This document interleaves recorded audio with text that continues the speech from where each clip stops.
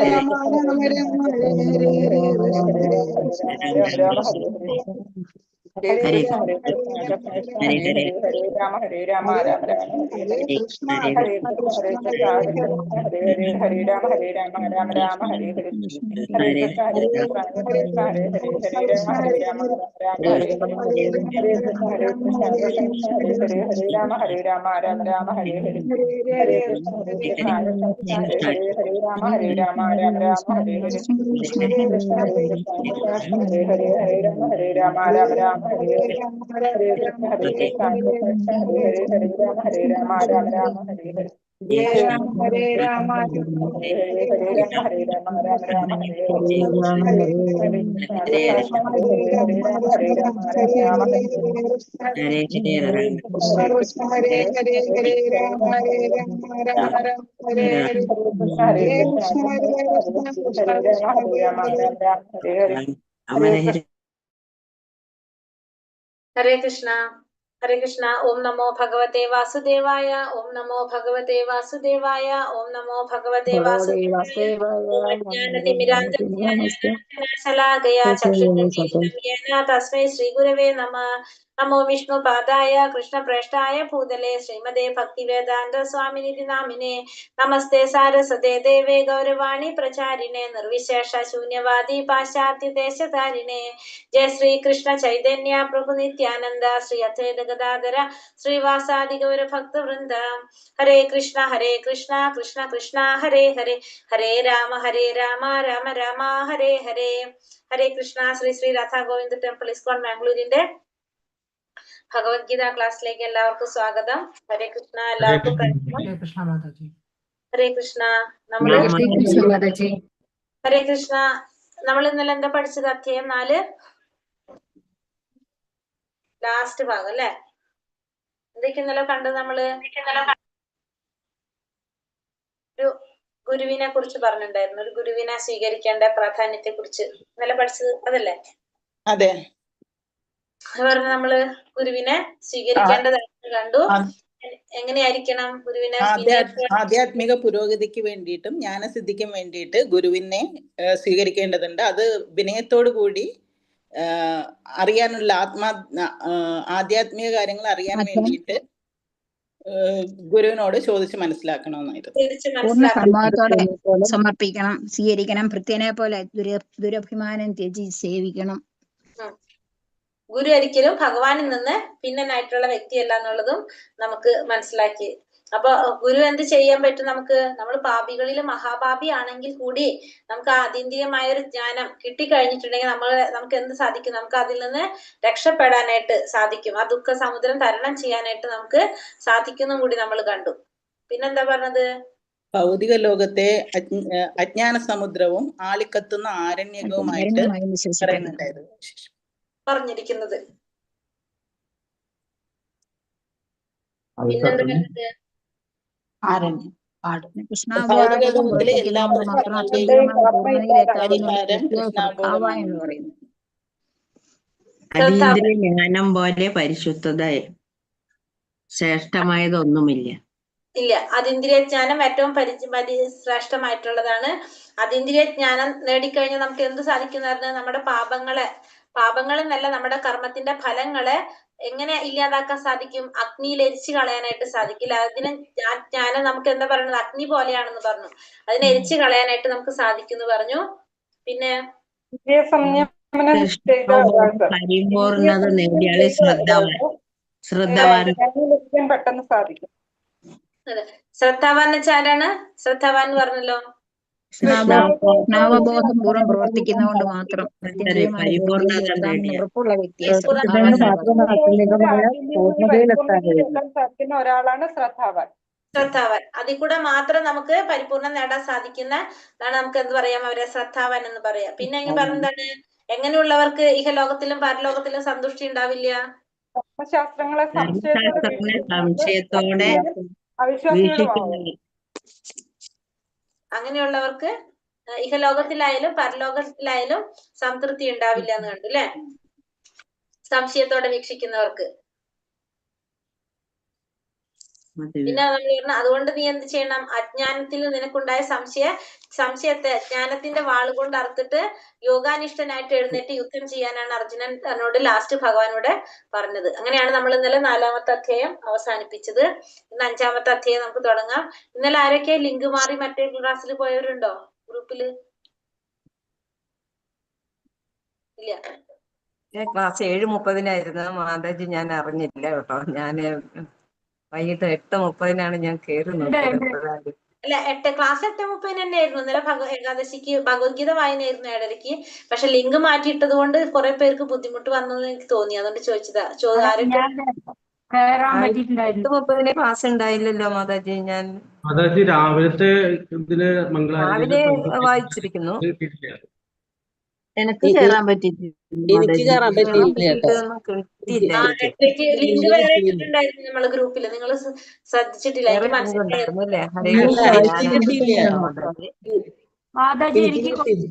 വരുന്നില്ലല്ലോ, question answer വരില്ല. ആ ഗ്രൂപ്പിൽ നിന്ന് മാറിയിട്ടുണ്ടാവില്ല. ആ ഗ്രൂപ്പിൽ ഒരു വാട്സാപ്പ് ഗ്രൂപ്പിന്റെ ലിങ്ക് ഇട്ടിട്ടുണ്ടാവുമല്ലോ നമ്മള് ഗ്രൂപ്പിൽ ജോയിൻ ചെയ്യാനായിട്ട്.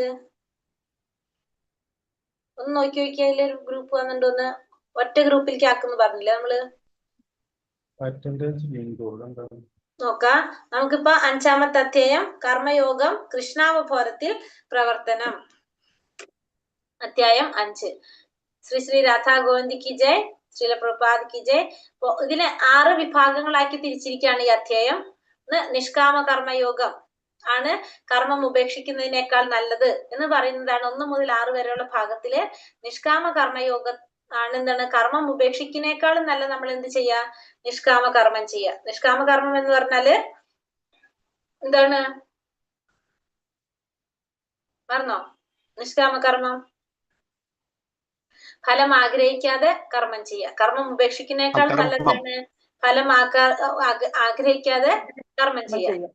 പിന്നെ അടുത്തത് 12 വരെയുള്ള ശ്ലോകത്തിൽ എന്ന് പറയുന്നുണ്ട്, 7 മുതൽ 12 വരെയുള്ളത്. ആ നിഷ്കാമ കർമ്മയോഗം എങ്ങനെയാണ് ചെയ്യേണ്ടത്? ഒന്നില് നമ്മൾ എന്ത് ചെയ്യണം, നിഷ്കാമ കർമ്മം ചെയ്യാന്ന് പറഞ്ഞു. രണ്ടാമത്തത് എങ്ങനെ ചെയ്യണം എന്ന് പറഞ്ഞു. 3-ാമത്തെ ഭാഗത്തിൽ, അതായത് 13-16 വരെയുള്ള ശ്ലോകത്തില് ഈ ജ്ഞാനത്തിന്റെ വേദി 3 തരത്തിലുള്ള കർത്താവിനെ കുറിച്ചാണ് അവിടെ പറയുന്നത്. 17 മുതൽ 26 വരെ പരമാത്മാവിൽ ശ്രദ്ധ കേന്ദ്രീകരിച്ചുകൊണ്ട് മുക്തി നേടുന്നതിനെ കുറിച്ച് പറയുന്നു. 27-28 ശ്ലോകത്തില് അഷ്ടാംഗ യോഗ പദ്ധതിയെ കുറിച്ച് പറയുന്നു, അതിലൂടെ മുക്തി നേടുന്നതിനെ കുറിച്ച് പറയുന്നു. 29-ാമത്തേല് മുക്തി സമാധാനം, ഇതാണ് ശാന്തി ശ്ലോകം, മുക്തിയുടെ വേദിയിലെ സമാധാനം. അങ്ങനെ 6 ഭാഗങ്ങളാക്കിയിട്ടാണ് ഈ അധ്യായം തിരിച്ചിരിക്കുന്നത്. 1-ാമത്തെ ഭാഗം നിഷ്കാമ കർമ്മയോഗം. നിഷ്കാമ കർമ്മമാണ് കർമ്മം ഉപേക്ഷിക്കുന്നതിനേക്കാൾ നല്ലത്. അർജുനൻ ചോദിക്കുകയാണ്, കർമ്മം ഉപേക്ഷിക്കുന്നതാണോ ഭക്തി പുരസ്സരം കർമ്മം അനുഷ്ഠിക്കുന്നതാണോ ശ്രേയസ്കരം? ഭഗവാൻ പറയുന്നതാണ്, രണ്ടും ഒരേ ലക്ഷ്യത്തിലേക്ക് തന്നെ ഉള്ളതാണ്. പക്ഷെ ഭക്തി പുരസ്സരം കർമ്മം അനുഷ്ഠിക്കുന്നതാണ് ഏറ്റവും എളുപ്പമായിട്ടുള്ളത് എന്ന് ഭഗവാൻ ഇവിടെ ഊന്നി പറയാണ്. അധ്യായത്തിലേക്ക് കടക്കാം. ഓം നമോ ഭഗവതേ വാസുദേവായ.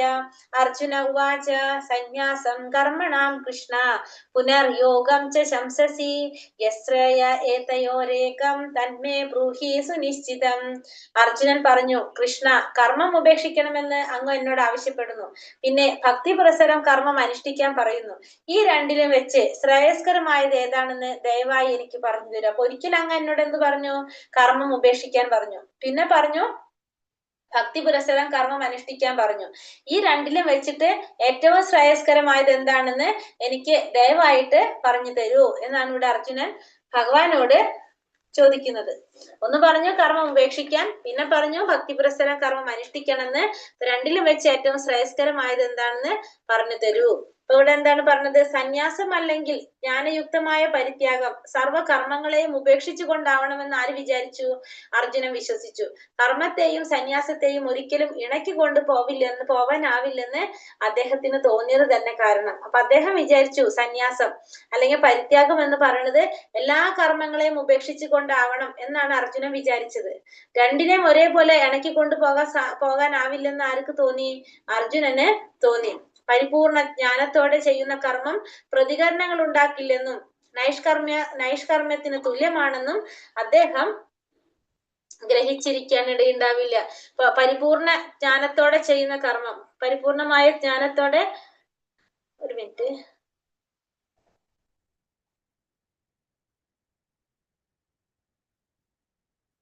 പരിപൂർണ ജ്ഞാനത്തോടെ ചെയ്യുന്ന കർമ്മത്തിന്റെ പ്രതികരണങ്ങൾ ഉണ്ടാക്കില്ലെന്നും, അവർ പരിപൂർണ ജ്ഞാനത്തോടെ ചെയ്യുന്ന കർമ്മം പ്രതികരണങ്ങൾ ഉണ്ടാക്കില്ലെന്നും നൈഷ്കർമ്മ്യത്തിന് തുല്യമാണെന്നും, അത് നൈഷ്കർമ്മ്യം കർമ്മം ചെയ്യാതിരിക്കുന്നതിന് തുല്യമാണെന്നും അദ്ദേഹത്തിന് ഗ്രഹിച്ചെടുക്കാൻ സാധ്യതയില്ല. അതുകൊണ്ടാണ് അവിടെ എന്ത് പറഞ്ഞത്? കർമ്മത്തിൽ നിന്ന് ഒഴിഞ്ഞു നിൽക്കുന്നതോ പൂർണ്ണജ്ഞാനത്തോടെ കർമ്മം ചെയ്യുന്നതോ ഏതാണ് ശ്രേയസ്കരമെന്ന് അർജുനൻ ചോദിക്കാൻ കാരണം എന്താണ്? പരിപൂർണ ജ്ഞാനത്തോടെ ചെയ്യുന്ന കർമ്മം പ്രതികരണങ്ങൾ ഉണ്ടാക്കില്ലെന്നും നൈഷ്കർമ്മത്തിന് തുല്യമാണ് അതെന്നും ആര് ഗ്രഹിച്ചിട്ടുണ്ടാവില്ല? അർജുനന് മനസ്സിലായിട്ടുണ്ടാവില്ല. നമ്മള് പരിപൂർണ ജ്ഞാനത്തോടെ കർമ്മം ചെയ്താൽ എന്താണ്? അതിന് നമുക്ക് എന്തുണ്ടാവില്ല? പ്രതികരണങ്ങൾ ഉണ്ടാവില്ല, പാപം ഉണ്ടാവില്ല, പുണ്യം ഉണ്ടാവില്ല. കർമ്മം ചെയ്യുന്നെന്ന് മാത്രം, പക്ഷെ നമുക്കവിടെ ഫലങ്ങളില്ല. അതെങ്ങനെയാണ് അപ്പൊ? നൈഷ്കർമ്മ്യത്തിന് കർമ്മം ചെയ്യാതിരിക്കുന്നതിന് തുല്യം തന്നെയാണ് അല്ലേ? അതിന്റെ ഫലങ്ങളില്ല. അപ്പൊ അത് ആർക്കും മനസ്സിലായിട്ടുണ്ടാവില്ല, അർജുനന് മനസ്സിലായിട്ടുണ്ടാവില്ല. അതുകൊണ്ടാണ് അർജുനൻ അവിടെ ചോദിച്ചത് എന്ത്? കർമ്മത്തിൽ നിന്ന് ഒഴിഞ്ഞു നിൽക്കുന്നതാണോ പൂർണ്ണജ്ഞാനത്തോടെ കർമ്മം ചെയ്യുന്നതാണോ ശ്രേയസ്കരമെന്ന് അർജുനൻ ചോദിക്കാൻ കാരണം. ശ്രീ ഭഗവാനുവാച സന്യാസ കർമ്മയോഗശ്ച നിശ്രേയസ്കരാവുഭോ തയോസ്തു കർമ്മ സന്യാസാത് കർമ്മയോഗോ വിശിഷ്യതേ. ഭഗവാൻ എന്താ പറഞ്ഞത്?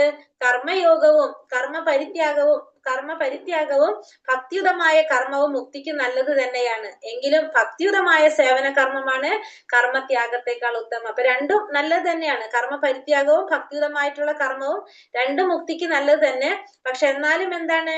ഭക്തിയുതമായിട്ടുള്ള സേവന കർമ്മം, ഭക്തിയുതമായ സേവന കർമ്മമാണ്, ഭക്തിയുടെ സേവനമാണ് കർമ്മത്യാഗത്തെക്കാൾ ഉത്തമമായിട്ടുള്ളത്. ഏത് തന്നെയാണ്? ഭക്തിയുതമായ സേവനം, ഭക്തിയുടെ സേവനം തന്നെയാണ് കർമ്മത്യാഗത്തെക്കാൾ ഉത്തമമായിട്ടുള്ളത് എന്ന് ഭഗവാൻ ഇവിടെ പറഞ്ഞു കൊടുക്കാണ് അർജുനന്. ജ്ഞേയസാ നിത്യ സന്യാസി യോന ത്വേഷ്ടീന കാംക്ഷതി നിർത്തന്തോ ഹി മഹാബാഹോ സുഖം ബദ്ധാത് പ്രമുച്യതേ. കർമ്മഫലങ്ങൾ ആഗ്രഹിക്കുകയോ വെറുക്കുകയോ ചെയ്യാത്ത ആളാണ് നിത്യസന്യാസി. മഹാബാഹുവായ അർജുന, അയാൾ ദ്വന്ദ്ങ്ങളിൽ നിന്നൊഴിഞ്ഞ് എളുപ്പത്തിൽ ഭൗതിക ബന്ധനത്തിൽ നിന്ന് മുക്തനാകുന്നതോടൊപ്പം മോക്ഷമടയുകയും ചെയ്യുന്നു. അപ്പൊ കർമ്മത്തിന്റെ ഫലങ്ങൾ ആഗ്രഹിക്കുന്നുമില്ല, വെറുക്കുന്നില്ല. അങ്ങനെയുള്ള വ്യക്തിയാണ് ആര്? നിത്യസന്യാസി എന്ന് പറയുന്നത്. കർമ്മത്തിന്റെ ഫലങ്ങള് ആഗ്രഹിക്കുന്നുമില്ല, വെറുക്കുന്നുമില്ല. അയാള് ദ്വന്ദ്ങ്ങളിൽ നിന്നൊഴിഞ്ഞ് എളുപ്പത്തിൽ ഭൗതിക ബന്ധനത്തിൽ നിന്ന് മുക്തനാകുന്നതോടൊപ്പം മോക്ഷമടയുകയും ചെയ്യുന്നു. അപ്പൊ അയാൾക്ക് എന്ത് സാധിക്കും? ദ്വന്ദ്ങ്ങളിൽ നിന്നൊഴിഞ്ഞ് എളുപ്പത്തിൽ ഭൗതിക ബന്ധനത്തിൽ നിന്ന് മുക്തനാകാനും മോക്ഷമടയാനും ആ വ്യക്തിക്ക് സാധിക്കും. കാരണം കർമ്മത്തിന്റെ ഫലങ്ങൾ ആഗ്രഹിക്കുകയും വെറുക്കുകയും ചെയ്യാത്ത ആളാണ് ആര്? നിത്യസന്യാസി. ആ വ്യക്തി അതുകൊണ്ട് ദ്വന്ദ്ങ്ങളൊന്നും ബാധിക്കുന്നില്ല. കൃഷ്ണാവബോധമുള്ള മനുഷ്യൻ തന്റെ കർമ്മഫലങ്ങളിൽ ഇച്ഛയോ വെറുപ്പോ ഇല്ലാത്തത് കൊണ്ട് എന്നും ത്യാഗിയായിരിക്കും. ദിവ്യമായ പ്രേമയുത ഭഗവത് സേവനത്തിന് സ്വയം സമർപ്പിതനായ സന്യാസി കൃഷ്ണനുമായുള്ള ബന്ധത്തിൽ തന്റെ മൂലസ്വരൂപത്തെ കുറിച്ച് അറിയുന്നത് കൊണ്ട് തികഞ്ഞ ജ്ഞാനിയുമായിരിക്കും. കൃഷ്ണൻ സമ്പൂർണനാണെന്നും കൃഷ്ണന്റെ ഒരു അംശമാണ് താനെന്നും അയാൾക്ക് അറിയാനും സാധിക്കും. അപ്പൊ കൃഷ്ണാവബോധമുള്ള മനുഷ്യൻ തന്റെ കർമ്മഫലങ്ങളിൽ ഇച്ഛയോ വെറുപ്പോ ഇല്ലാത്തത് കൊണ്ട് എന്നും എങ്ങനെയായിരിക്കും? ആ വ്യക്തി ത്യാഗിയായിരിക്കും. ദിവ്യമായ പ്രേമയുത സേവനത്തിന് സ്വയം സമർപ്പിതനായ സന്യാസി കൃഷ്ണനുമായുള്ള ബന്ധത്തിൽ തന്റെ മൂലസ്വരൂപത്തെ കുറിച്ച് അറിയുന്നത് കൊണ്ട് തികഞ്ഞ ജ്ഞാനിയുമായിരിക്കും അയാള്. പിന്നെന്താണ്? കൃഷ്ണൻ സമ്പൂർണനാണെന്നും കൃഷ്ണന്റെ ഒരു അംശമാണ് താനെന്നും അയാൾക്ക് അറിയാനും സാധിക്കും. ഇവിടെ എന്താ പറഞ്ഞു വരുന്നത്? കൃഷ്ണാവബോധമുള്ള ഒരു വ്യക്തിക്ക് തന്റെ കർമ്മങ്ങളിൽ എന്തുണ്ടാവില്ല? ഇഷ്ടം ഉണ്ടാവില്ല, അനിഷ്ടം ഉണ്ടാവില്ല, രണ്ടും ഇല്ല. വെറുപ്പും ഇല്ല, ഇഷ്ടവും ഇല്ല. ഇല്ലാത്തത് കൊണ്ട് അയാൾ എങ്ങനെയായിരിക്കും? ത്യാഗിയായിരിക്കും. മാത്രമല്ല പ്രേമയുത ഭഗവത് സേവനത്തിന് സ്വയം സമർപ്പിതനായിട്ടുള്ള സന്യാസി ഭഗവാനുമായുള്ള ബന്ധത്തിൽ തന്റെ മൂലസ്വരൂപത്തെ കുറിച്ച് അറിയുന്നത് കൊണ്ട് തികഞ്ഞ ജ്ഞാനിയുമായിരിക്കും. താൻ ഭഗവാന്റെ ഒരു അംശമാണെന്നും അയാൾക്ക് അറിയാനായിട്ട് സാധിക്കും. ഭഗവാൻ സമ്പൂർണനാണ്, ഭഗവാന്റെ ഒരു അംശമാണ് താനെന്നും ആർക്കറിയാൻ സാധിക്കും? ആ നിത്യസന്യാസിക്ക് അറിയാനായിട്ട് സാധിക്കും. സാഖ്യയോഗ പൃഥക് ഫല പ്രവദന്തീന പണ്ഡിതഃ ഏകമഭ്യാസിതാ സമ്യഗുഭയോർവിന്ദതേ ഫലം. ഭക്തിയുടെ സേവനം, പ്രപഞ്ചത്തെ വിശകലനം ചെയ്തുകൊണ്ടുള്ള പഠനത്തിൽ നിന്ന്, അതായത് സാഖ്യയോഗത്തിൽ നിന്ന് വ്യത്യസ്തമാണെന്ന് പറയുന്നത് അജ്ഞാനികളാണ്. ഇവയിൽ ഏതെങ്കിലും ഒന്നിൽ നിപുണനായി കഴിഞ്ഞാൽ രണ്ടിന്റെയും ഫലം കിട്ടുമെന്ന് യഥാർത്ഥ പണ്ഡിതന്മാർ പറയുന്നു. കൂടെ ഭക്തിയുടെ സേവനത്തെ കുറിച്ചും സാഖ്യയോഗത്തെ കുറിച്ചും കർമ്മയോഗത്തെ കുറിച്ചും സാഖ്യയോഗത്തെ കുറിച്ചുമാണ് പറയുന്നത്. അപ്പൊ ഭക്തിയുടെ സേവനം നമുക്ക് മനസ്സിലാക്കാം. എന്താണ്? ഭഗവാൻ സേവനം ചെയ്യുന്നതാണ്. അപ്പൊ അത് നമുക്ക് ഭഗവാനെ പ്രാപിക്കാൻ സാധിക്കും. രണ്ടാമത്തത് പറയുന്നത് സാഖ്യയോഗം, അതായത് പ്രപഞ്ചത്തെ വിശകലനം ചെയ്തിട്ടുള്ള പഠനം. നമ്മള് എന്താണ് വിശകലനം, നമ്മള് വിശദമായിട്ട് തത്വങ്ങളൊക്കെ മനസ്സിലാക്കി ഒരു അപഗ്രഥനങ്ങളൊക്കെ നടത്തിക്കൊണ്ട് നമ്മൾ ചെയ്തു പോകാം, പഠിച്ചു പോകുന്നത്. ഓരോ കാര്യങ്ങള് കൂടുതൽ ആഴത്തിലേക്ക് ഇറങ്ങി ഊഹാപോഹങ്ങളിൽ കൂടി അങ്ങനെയൊക്കെ പഠിച്ചു വരുന്നതാണ് എന്ത് സാഖ്യയോഗം. അപഗ്രഥിച്ച് പഠിക്കുക എന്ന് പറയാം നമുക്ക്. അതിനെ സാഖ്യയോഗം എന്ന് പറയാം.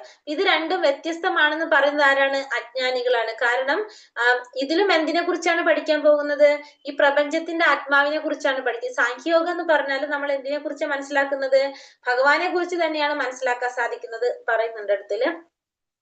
സാഖ്യത്തിന്റെ അതായത് പ്രപഞ്ചത്തെ വിശകലനം ചെയ്ത് പഠിക്കുന്നതിന്റെ ലക്ഷ്യം എന്താണ്? ഭൗതിക ലോകത്തിന്റെ ആത്മാവിനെ കണ്ടെത്തുകയാണ്. ഭൗതിക ലോകത്തിന്റെ ആത്മാവ് ആരാണ്? പരമാത്മാവ് അല്ലെങ്കിൽ വിഷ്ണു. അപ്പൊ ഈ സാഖ്യയോഗം അല്ലെങ്കിൽ പ്രപഞ്ചത്തിന്റെ വിശകലനം ചെയ്ത് പഠിക്കുക എന്ന് പറഞ്ഞാൽ അതിന്റെ ലക്ഷ്യം എന്താണ്? ഭൗതിക ലോകത്തിന്റെ ആത്മാവിനെ കണ്ടെത്തുക. ഭൗതിക ലോകത്തിന്റെ ആത്മാവ് ആരിലാണ്? പരമാത്മാവ് വിഷ്ണു ഭഗവാനിൽ തന്നെയാണ്. അപ്പൊ ഭക്തിരസേവനം പരമാത്മാവിന്റെ സേവനത്തെ അനിവാര്യമാക്കി തീർക്കുന്നു. അപ്പൊ ഭക്തിരസേവനത്തിലൂടെ നമ്മൾ ഭഗവാന്റെ സേവനം ചെയ്തുകൊണ്ടിരിക്കും. സാഖ്യയോഗത്തിലും ആരെ കുറിച്ച് തന്നെയാണ് അന്വേഷിക്കുന്നത്? ആ ഭഗവാനെ തന്നെയാണ് അവിടെ അന്വേഷിക്കുന്നത്. വ്യത്യാസം എന്താണ്? ഒന്ന് മരത്തിന്റെ വേര് അന്വേഷിക്കും, ഒന്ന് വേരില് നനയ്ക്കുന്നു. ഒന്നെന്താണ്? ഒരു മരത്തിന്റെ വേരിൽ കൊണ്ട് നേരെ വെള്ളം ഒഴിക്കും, വേറെ ഒന്നും നോക്കാനില്ല. മരം ഇവിടെ നിൽക്കുന്നുണ്ട്, അതിന്റെ വേര് എവിടെയാണ്, അതിന് വെള്ളം ഒഴിക്കും. മറ്റേതെന്ത് ചെയ്യും? മരത്തിന്റെ വേര് അന്വേഷിച്ച് നടക്കും. അപ്പൊ അത്രയാണ് വ്യത്യാസം. അപ്പൊ അവർക്ക് സമയം കുറെ എടുക്കും ഇത് മനസ്സിലാക്കി വരാനായിട്ട്. യസ്സാഖ്യേ പ്രാപ്യത്തെ സ്ഥാനം തത്യോഗൈരഭിഗമ്യതേ ഏകം സാഖ്യം ച യോഗം ച യാ പശ്യതി സ പശ്യതി. വിശകലാധിഷ്ഠിതമായ അല്ലെ, വിശകലാധിഷ്ഠിതമായ വിശകലനം എന്നാണ് അവിടെ, വിശകലനാധിഷ്ഠിതമായെന്നിരിക്കില്ലേ? വിശകലനാധിഷ്ഠിതമായ പഠനം കൊണ്ട് പ്രാപിക്കുന്ന സ്ഥാനം ഭക്തിയുടെ സേവനവും ഒരേ ശ്രേണിയിലാണെന്ന് മനസ്സിലാക്കുന്ന വസ്തുതകൾ യഥാർത്ഥമായി ദർശിക്കുന്നു. അപ്പൊ വിശകലനം ചെയ്തുകൊണ്ട് പഠിക്കുക. നമ്മളതിനെ കുറെ എന്താണ് അതിന്റെ ആഴത്തിലേക്ക് ഇറങ്ങി വിശദമായിട്ട്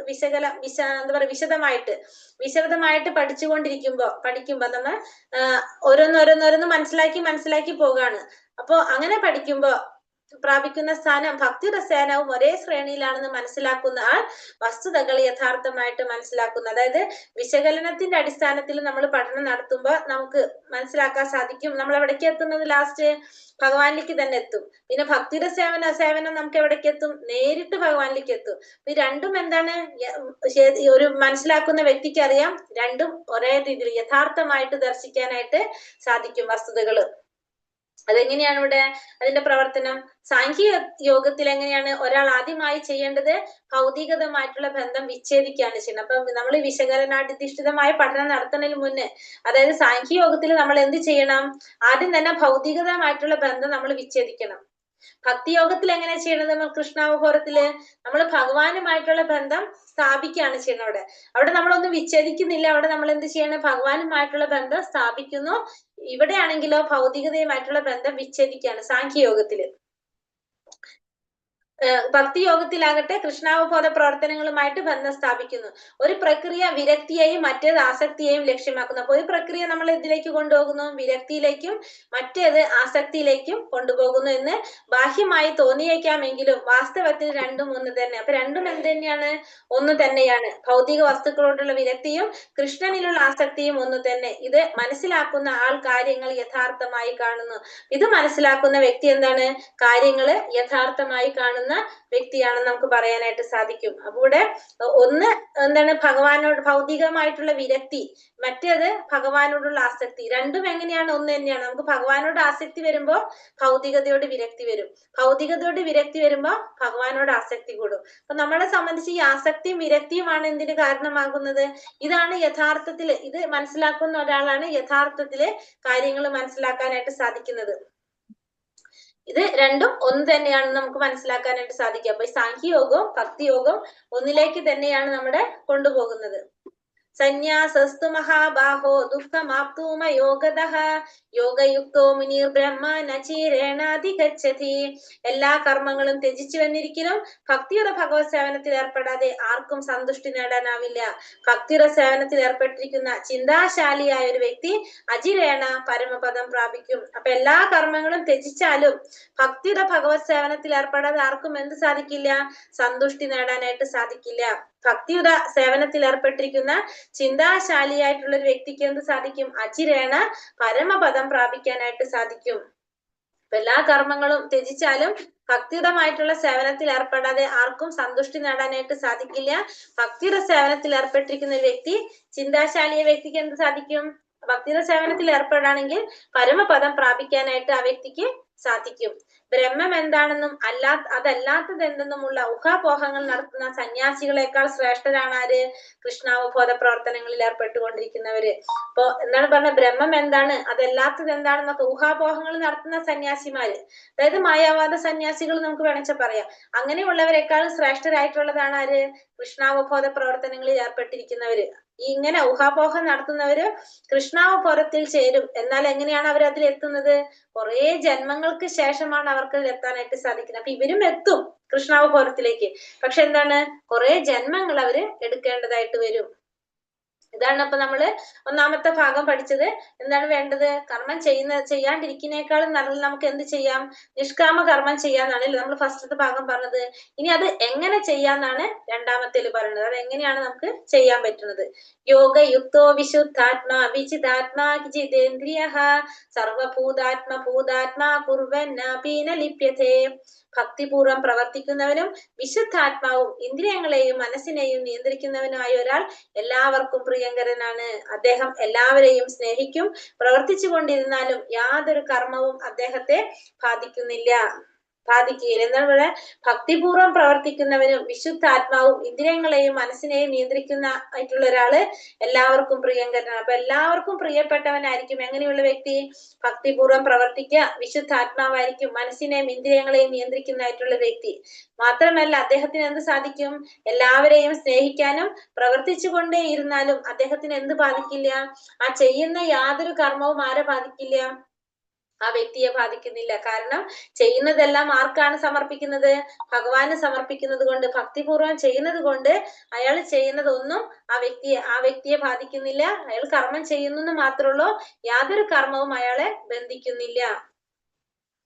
ഇന്ദ്രിയ ദമനം സാധിച്ച മനുഷ്യൻ ആരോടും ഒരു അപരാധവും ചെയ്യുകയില്ല. എന്നാൽ അർജുനൻ അപരാധം ചെയ്തില്ലേ? അർജുനന് കൃഷ്ണാവബോധം ഉണ്ടായിരുന്നില്ല എന്ന് ചോദ്യം ചോദിക്കാം.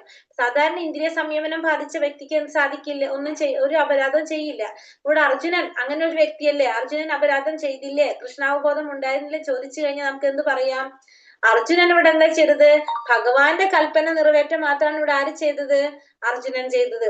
അർജുനൻ കുരുക്ഷേത്രത്തിൽ യുദ്ധം ചെയ്യുമ്പോഴും അർജുനൻ യഥാർത്ഥത്തിൽ യുദ്ധം ചെയ്യുകയല്ല ചെയ്തത്, ഭഗവാന്റെ ഇച്ഛയ്ക്ക് അനുസരിച്ച് പ്രവർത്തിക്കാണ് ഇവിടെ ആര് ചെയ്തത്?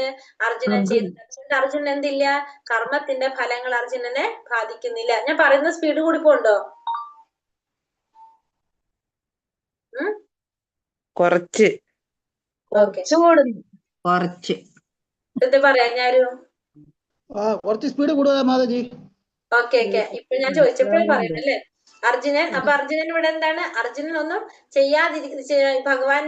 ഭഗവാന്റെ ഇച്ഛയ്ക്ക് അനുസരിച്ചാണ് ഇവിടെ ആര് പ്രവർത്തിക്കുന്നത്? അർജുനൻ പ്രവർത്തിക്കുന്നത്. അപ്പൊ അതുകൊണ്ട് അർജുനൻ ഇവിടെ എന്ത് ചെയ്യണം? അർജുനൻ യുദ്ധം ചെയ്താലും അർജുനൻ എന്ത് ബാധിക്കുന്നില്ല? ആ കർമ്മത്തിന്റെ ഫലങ്ങള് അർജുനനെ ബാധിക്കുന്നില്ല.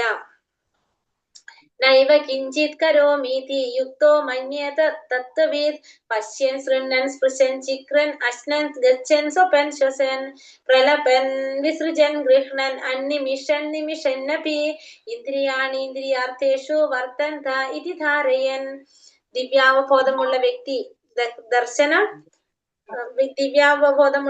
ദർശനം, ശ്രവണം, സ്പർശനം, ഘ്രാണം, അശനം, ഗമനം, നിദ്ര, ശ്വാസാശ്വാസം തുടങ്ങി എന്തു തന്നെ ചെയ്യുമ്പോഴും ഒന്നും ചെയ്യുന്നില്ലെന്ന് അയാൾക്കറിയാം. ഇപ്പോ ദിവ്യമായിട്ടുള്ള അവബോധം നേടിയിട്ടുള്ള ഒരു വ്യക്തി എന്ത് ചെയ്യും? ദർശനം ചെയ്താലും ശ്രവണം ചെയ്താലും സ്പർശനം ചെയ്താലും ഘ്രാണം ചെയ്താലും അശനം, ഗമനം, നിദ്ര, ശ്വാസോച്ഛ്വാസം, അതായത് നമ്മൾ ഏത് രീതിയിലും നമ്മൾ പ്രവർത്തിച്ചാലും നമ്മൾ എന്ത് ചെയ്യുന്നില്ല? ഒന്നും ചെയ്യുന്നില്ല എന്നുള്ളത് അയാൾക്ക് അറിയാനായിട്ട് സാധിക്കും. കാരണം ഇതെല്ലാം ചെയ്യുന്നത് ആരാണ്? ഭഗവാന് വേണ്ടിയിട്ടാണ്. കാരണം നമ്മുടെ ഇന്ദ്രിയ വിഷയങ്ങൾ നമ്മളിതല്ല. കാരണം ദിവ്യാവബോധമുള്ള വ്യക്തിയെ കുറിച്ചാണ് പറയുന്നത്. അതായത് ഭഗവാനില് മുഴുവനും സറണ്ടർ ചെയ്ത വ്യക്തി. അപ്പൊ അതുകൊണ്ട് തന്നെ സംസാരിക്കുമ്പോഴും വിസർജിക്കുമ്പോഴും സ്വീകരിക്കുമ്പോഴും കണ്ണ് തുറക്കുമ്പോഴും അടയ്ക്കുമ്പോഴും എല്ലാം ഭൗതികമായ ഇന്ദ്രിയങ്ങൾ അവയുടെ വിഷയങ്ങളിൽ നിന്നും വ്യാപരിപ്പിക്കുകയാണെന്ന് ചെയ്യുന്നതെന്നും അയാൾ അവയിൽ നിന്നെല്ലാം വ്യത്യസ്തനാണെന്നും അയാൾ സ്വയം മനസ്സിലാക്കും. അയാൾക്ക് എന്ത് മനസ്സിലാക്കാൻ സാധിക്കും? നമ്മൾ ഓരോ പ്രവൃത്തി ചെയ്യുമ്പോഴും കണ്ണ് തുറക്കുമ്പോഴും അടയ്ക്കുമ്പോഴും ഭൗതികമായ ഇന്ദ്രിയങ്ങള് അതിന്റെ വിഷയങ്ങളിൽ വ്യാപരിച്ചിരിക്കുകയാണ് ചെയ്യുന്നതെന്നും അവയിൽ നിന്നെല്ലാം വ്യത്യസ്തനാണ് താനെന്നും അയാൾക്ക് സ്വയം മനസ്സിലാക്കാനായിട്ട് സാധിക്കും. അതായത് കൃഷ്ണാവബോധത്തിലുള്ള വ്യക്തി അയാൾക്ക് വേണ്ടി അയാൾ ഒന്നും ചെയ്യുന്നില്ല, ചെയ്യുന്നതെല്ലാം ആർക്ക് വേണ്ടിയിട്ടാണ്? ഭഗവാന് വേണ്ടിയിട്ടാണ്. കൃഷ്ണാവബോധം സിദ്ധിച്ച ആളുടെ ജീവിതം വിശുദ്ധമാണ്. അതുകൊണ്ട് കർത്താവ്, കർമ്മം, അവസ്ഥ, പ്രയത്നം, ഭാഗ്യം എന്നീ ആസന്നവും അനാസന്നവുമായ 5 കാര്യങ്ങളെ ആശ്രയിച്ചു നിൽക്കുന്ന യാതൊരു പ്രവർത്തനവും അദ്ദേഹത്തിന് ബാധകമല്ല. അപ്പൊ കൃഷ്ണാവബോധത്തിൽ ഇരിക്കുന്ന വ്യക്തി എങ്ങനെയാണ്? വിശുദ്ധനായിട്ടുള്ള ഒരു വ്യക്തിയാണ്. അതുകൊണ്ട് തന്നെ 5 തരത്തിലുള്ള ആസന്നവും അനാസന്നവുമായിട്ടുള്ള 5 കാര്യങ്ങൾ ഏതൊക്കെയാണ്? കർത്താവ്, കർമ്മം, അവസ്ഥ, പ്രയത്നം, ഭാഗ്യം. ഇതൊന്നും ആരെ ബാധിക്കുന്നില്ല? ഇദ്ദേഹത്തെ, ഈ ചെയ്യുന്ന വ്യക്തിയെ ബാധിക്കുന്നില്ല. പ്രേമയുക്തമായ കൃഷ്ണ സേവനത്തിൽ മുഴുകിയിരിക്കുകയാണെന്നതിന് ഇത് കാരണം. അപ്പൊ എന്തുകൊണ്ടാണ് അതൊന്നും ബാധിക്കാത്തത്? ഭഗവാന്റെ സേവനത്തിൽ മുഴുകിയിരിക്കുക മാത്രമാണ് ആര് ചെയ്യുന്നത്? ഈ ഭക്ത ചെയ്യുന്നത്. അതുകൊണ്ട് ഇതൊന്നും, ആ ചെയ്യുന്ന പ്രവർത്തനങ്ങളൊന്നും അദ്ദേഹത്തെ ബാധിക്കുന്നില്ല. ബ്രഹ്മണ്യാധ്യായ കർമാണി സംഘം ത്യക്താ കരോതിയഃ ലിപ്യതേന സ പാപേന പത്മപത്രാവിവാംപസ. ആസക്തി കൂടാതെ ഫലത്തെ പരമപുരുഷന് സമർപ്പിച്ചുകൊണ്ട് തന്റെ കർത്തവ്യങ്ങൾ അനുഷ്ഠിക്കുന്ന വ്യക്തി, കർത്തവ്യങ്ങൾ അനുഷ്ഠിക്കുന്ന ഒരാളെ താമരയിലയിൽ വെള്ളം എന്ന പോലെ ദുഷ്കർമ്മ ഫലങ്ങൾ ബാധിക്കുകയില്ല. അപ്പൊ ആസക്തി കൂടാതെ ഫലത്തെ പരമപുരുഷന് സമർപ്പിച്ചുകൊണ്ട് തന്റെ കർത്തവ്യങ്ങൾ അനുഷ്ഠിക്കുക. അതായത് നമുക്ക് ചെയ്യുന്ന കർമ്മത്തിന് യാതൊരുവിധ ആസക്തിയും ഇല്ല, അതിന്റെ ഫലങ്ങൾ ആർക്ക് സമർപ്പിക്കാണ്? ഭഗവാന് സമർപ്പിക്കാണ്. അങ്ങനെയുള്ള വ്യക്തിക്ക് എങ്ങനെയാണ്? താമരയിലെ വെള്ളത്തിൽ കിടന്നാൽ എങ്ങനെയാണ്? നനയാത്തത് പോലെ ആ വ്യക്തി എന്ത് ബാധിക്കുന്നില്ല? ദുഷ്കർമ്മത്തിന്റെ ഫലങ്ങൾ ഒരിക്കലും അദ്ദേഹത്തെ ബാധിക്കുന്നില്ല. ഇവിടെ ബ്രഹ്മണി എന്ന പദത്തിന് കൃഷ്ണാവബോധത്തിൽ എന്നാണ് അർത്ഥം. അപ്പൊ ബ്രഹ്മണി എന്ന പദം എന്താണ് അർത്ഥാക്കുന്നത്? കൃഷ്ണാവബോധത്തിൽ എന്നാണ് അർത്ഥമാക്കുന്നത്. ഭൗതിക പ്രകൃതിയിലെ ത്രിഗുണങ്ങളുടെ സമഗ്ര ആവിഷ്കരണത്തെയാണ് നമ്മൾ എന്ത് പറയുന്നത്?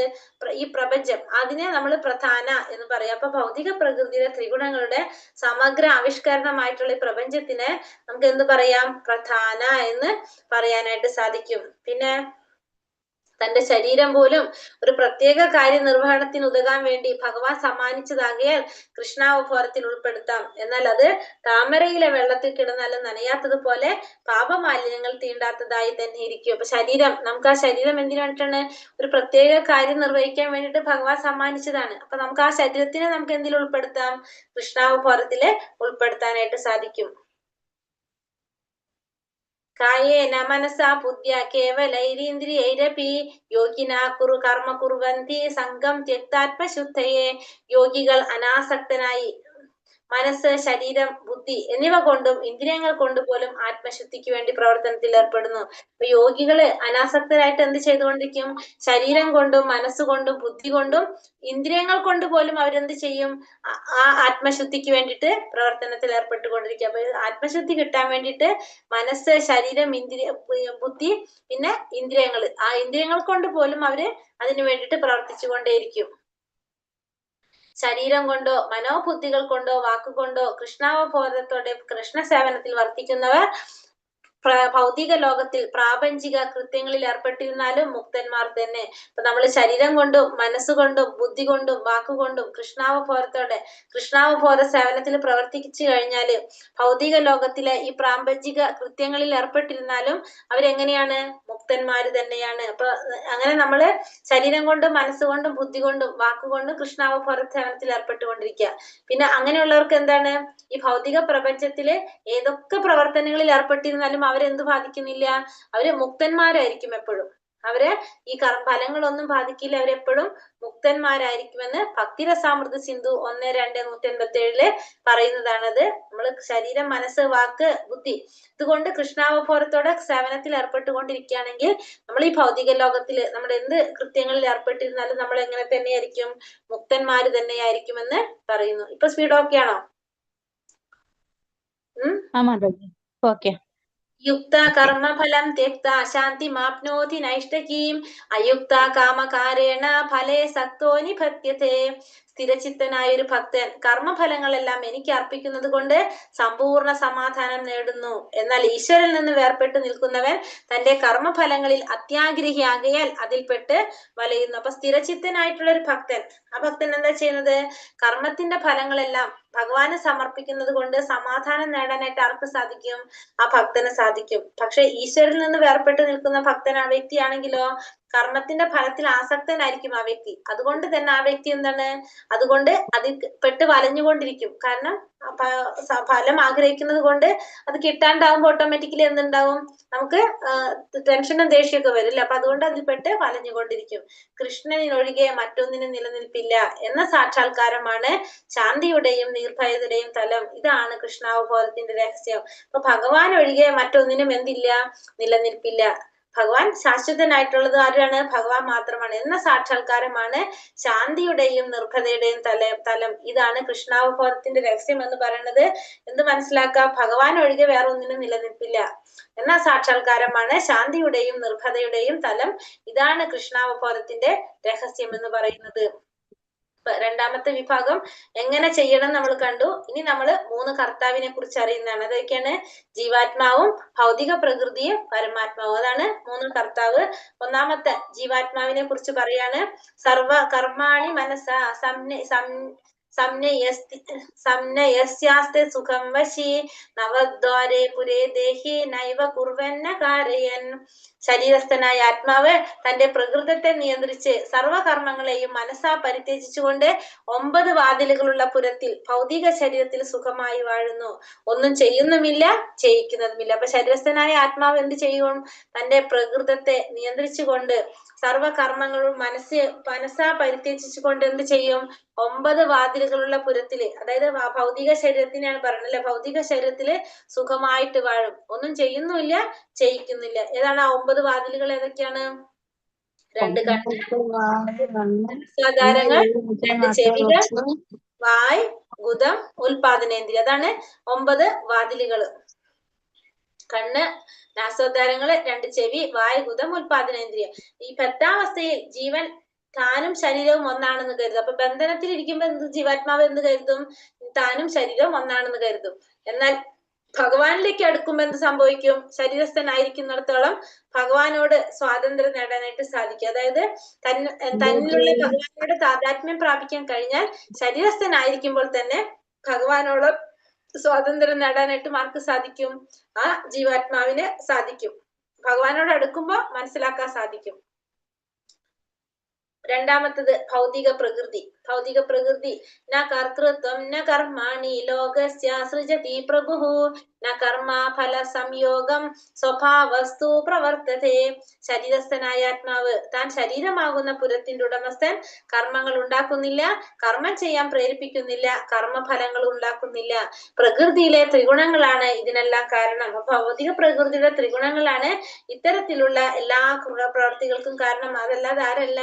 ആത്മാവല്ല. ആത്മാവ് ഒന്നും ചെയ്യുന്നില്ല, ഉടമസ്ഥ ഉണ്ടാക്കുന്നില്ല, ചെയ്യാൻ പ്രേരിപ്പിക്കുന്നില്ല. ഇതെല്ലാം ചെയ്യുന്നത് ആരാണ്?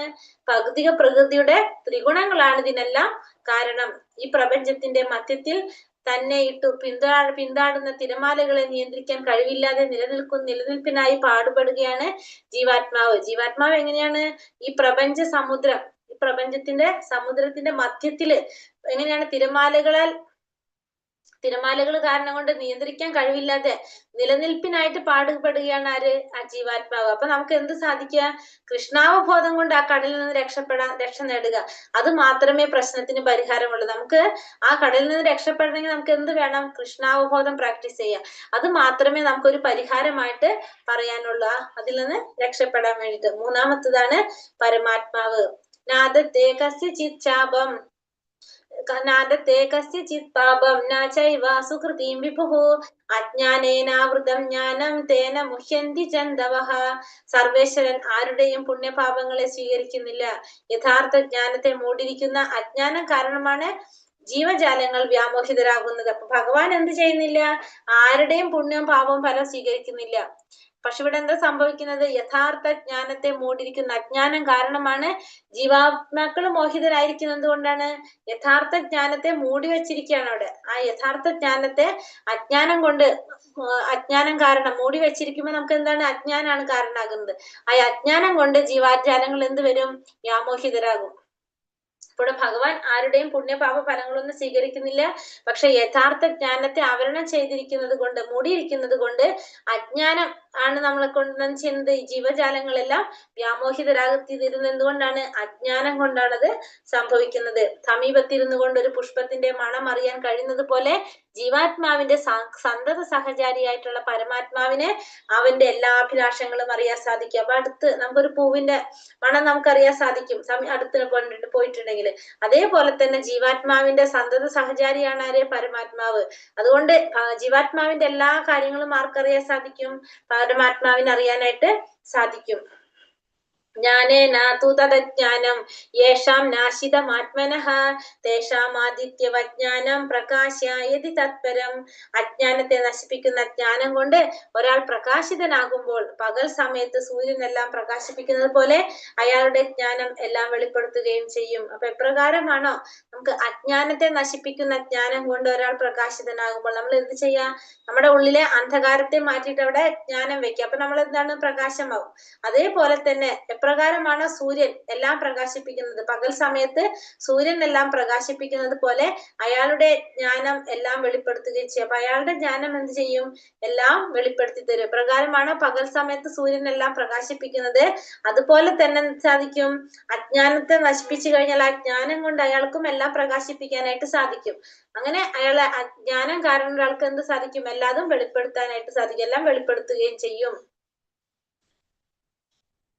വിശ്വാസിനായ ഒരു ആധ്യാത്മിക ആചാര്യനെ അന്വേഷിച്ചു കണ്ടെത്തി അദ്ദേഹത്തിൽ നിന്ന് കൃഷ്ണാവബോധം എന്തെന്ന് പഠിച്ചറിയണം. സൂര്യൻ ഇരുട്ടിന് എന്ന പോലെ അജ്ഞാനത്തെ നിശ്ചയമായും ദൂരീകരിക്കാൻ കൃഷ്ണാവബോധത്തിനെ കഴിയൂ. അജ്ഞാനത്തെ ഇല്ലാതാക്കാൻ എന്തിനെ സാധിക്കുള്ളൂ?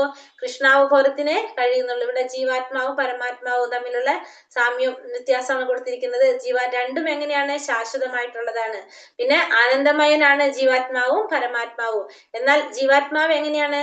മായയുടെ സ്വാധീനത്തിൽ, പ്രകൃതിയുടെ അധീനതയിലാണ്, ത്രിഗുണങ്ങളുടെ അധീനതയിലാണ്. പരമാത്മാവ് എന്ന് പറയുന്നത് ഗുണങ്ങൾക്ക് അതീതനാണ് ഭഗവാൻ. അതുപോലെ തന്നെ പ്രകൃതിയുടെ ഗുണങ്ങൾക്ക് അതീതനാണ്. പിന്നെന്താണ് പറയുന്നത്? മായയുടെ സ്വാധീനത്തിനും ആര് വരുന്നില്ല? പരമാത്മാവ് വരുന്നില്ല. ഇതിനെല്ലാത്തിനും അതീതനാണ് ഭഗവാൻ. പിന്നെ ജീവാത്മാവ് താനിരിക്കുന്ന ശരീരത്തെ കുറിച്ച് മാത്രം അറിയും. പരമാത്മാവിന് എല്ലാവരുടെ ശരീരത്തെ കുറിച്ചും അറിയാൻ സാധിക്കും. ജീവാത്മാവ് അണുആത്മാവാണ്. പരമാത്മാവ് എങ്ങനെയാണ്? ഫുള്ള് നിറഞ്ഞിരിക്കുന്നുണ്ട്, വിഭു സർവജ്ഞനാണ്. ആഗ്രഹിക്കുന്നതിന് ചെറിയ സ്വാതന്ത്ര്യം ഉണ്ടെങ്കിലും അതെല്ലാം നിറവേറ്റി കൊടുക്കാൻ ആരുടെ കാരുണ്യം വേണം? പരമാത്മാവിനെ ആശ്രയിച്ചാണ് അതിരിക്കുന്നത്. പക്ഷെ എന്താണ്? പൂർണ്ണ സ്വാതന്ത്ര്യം ആർക്കുണ്ട്? പരമാത്മാവിനുണ്ട്. ഇതാണ് തമ്മിലുള്ള താരതമ്യം ചെയ്യുന്നത്. ഇനി ആരാണ് കർത്താവ്? ആരാണ്?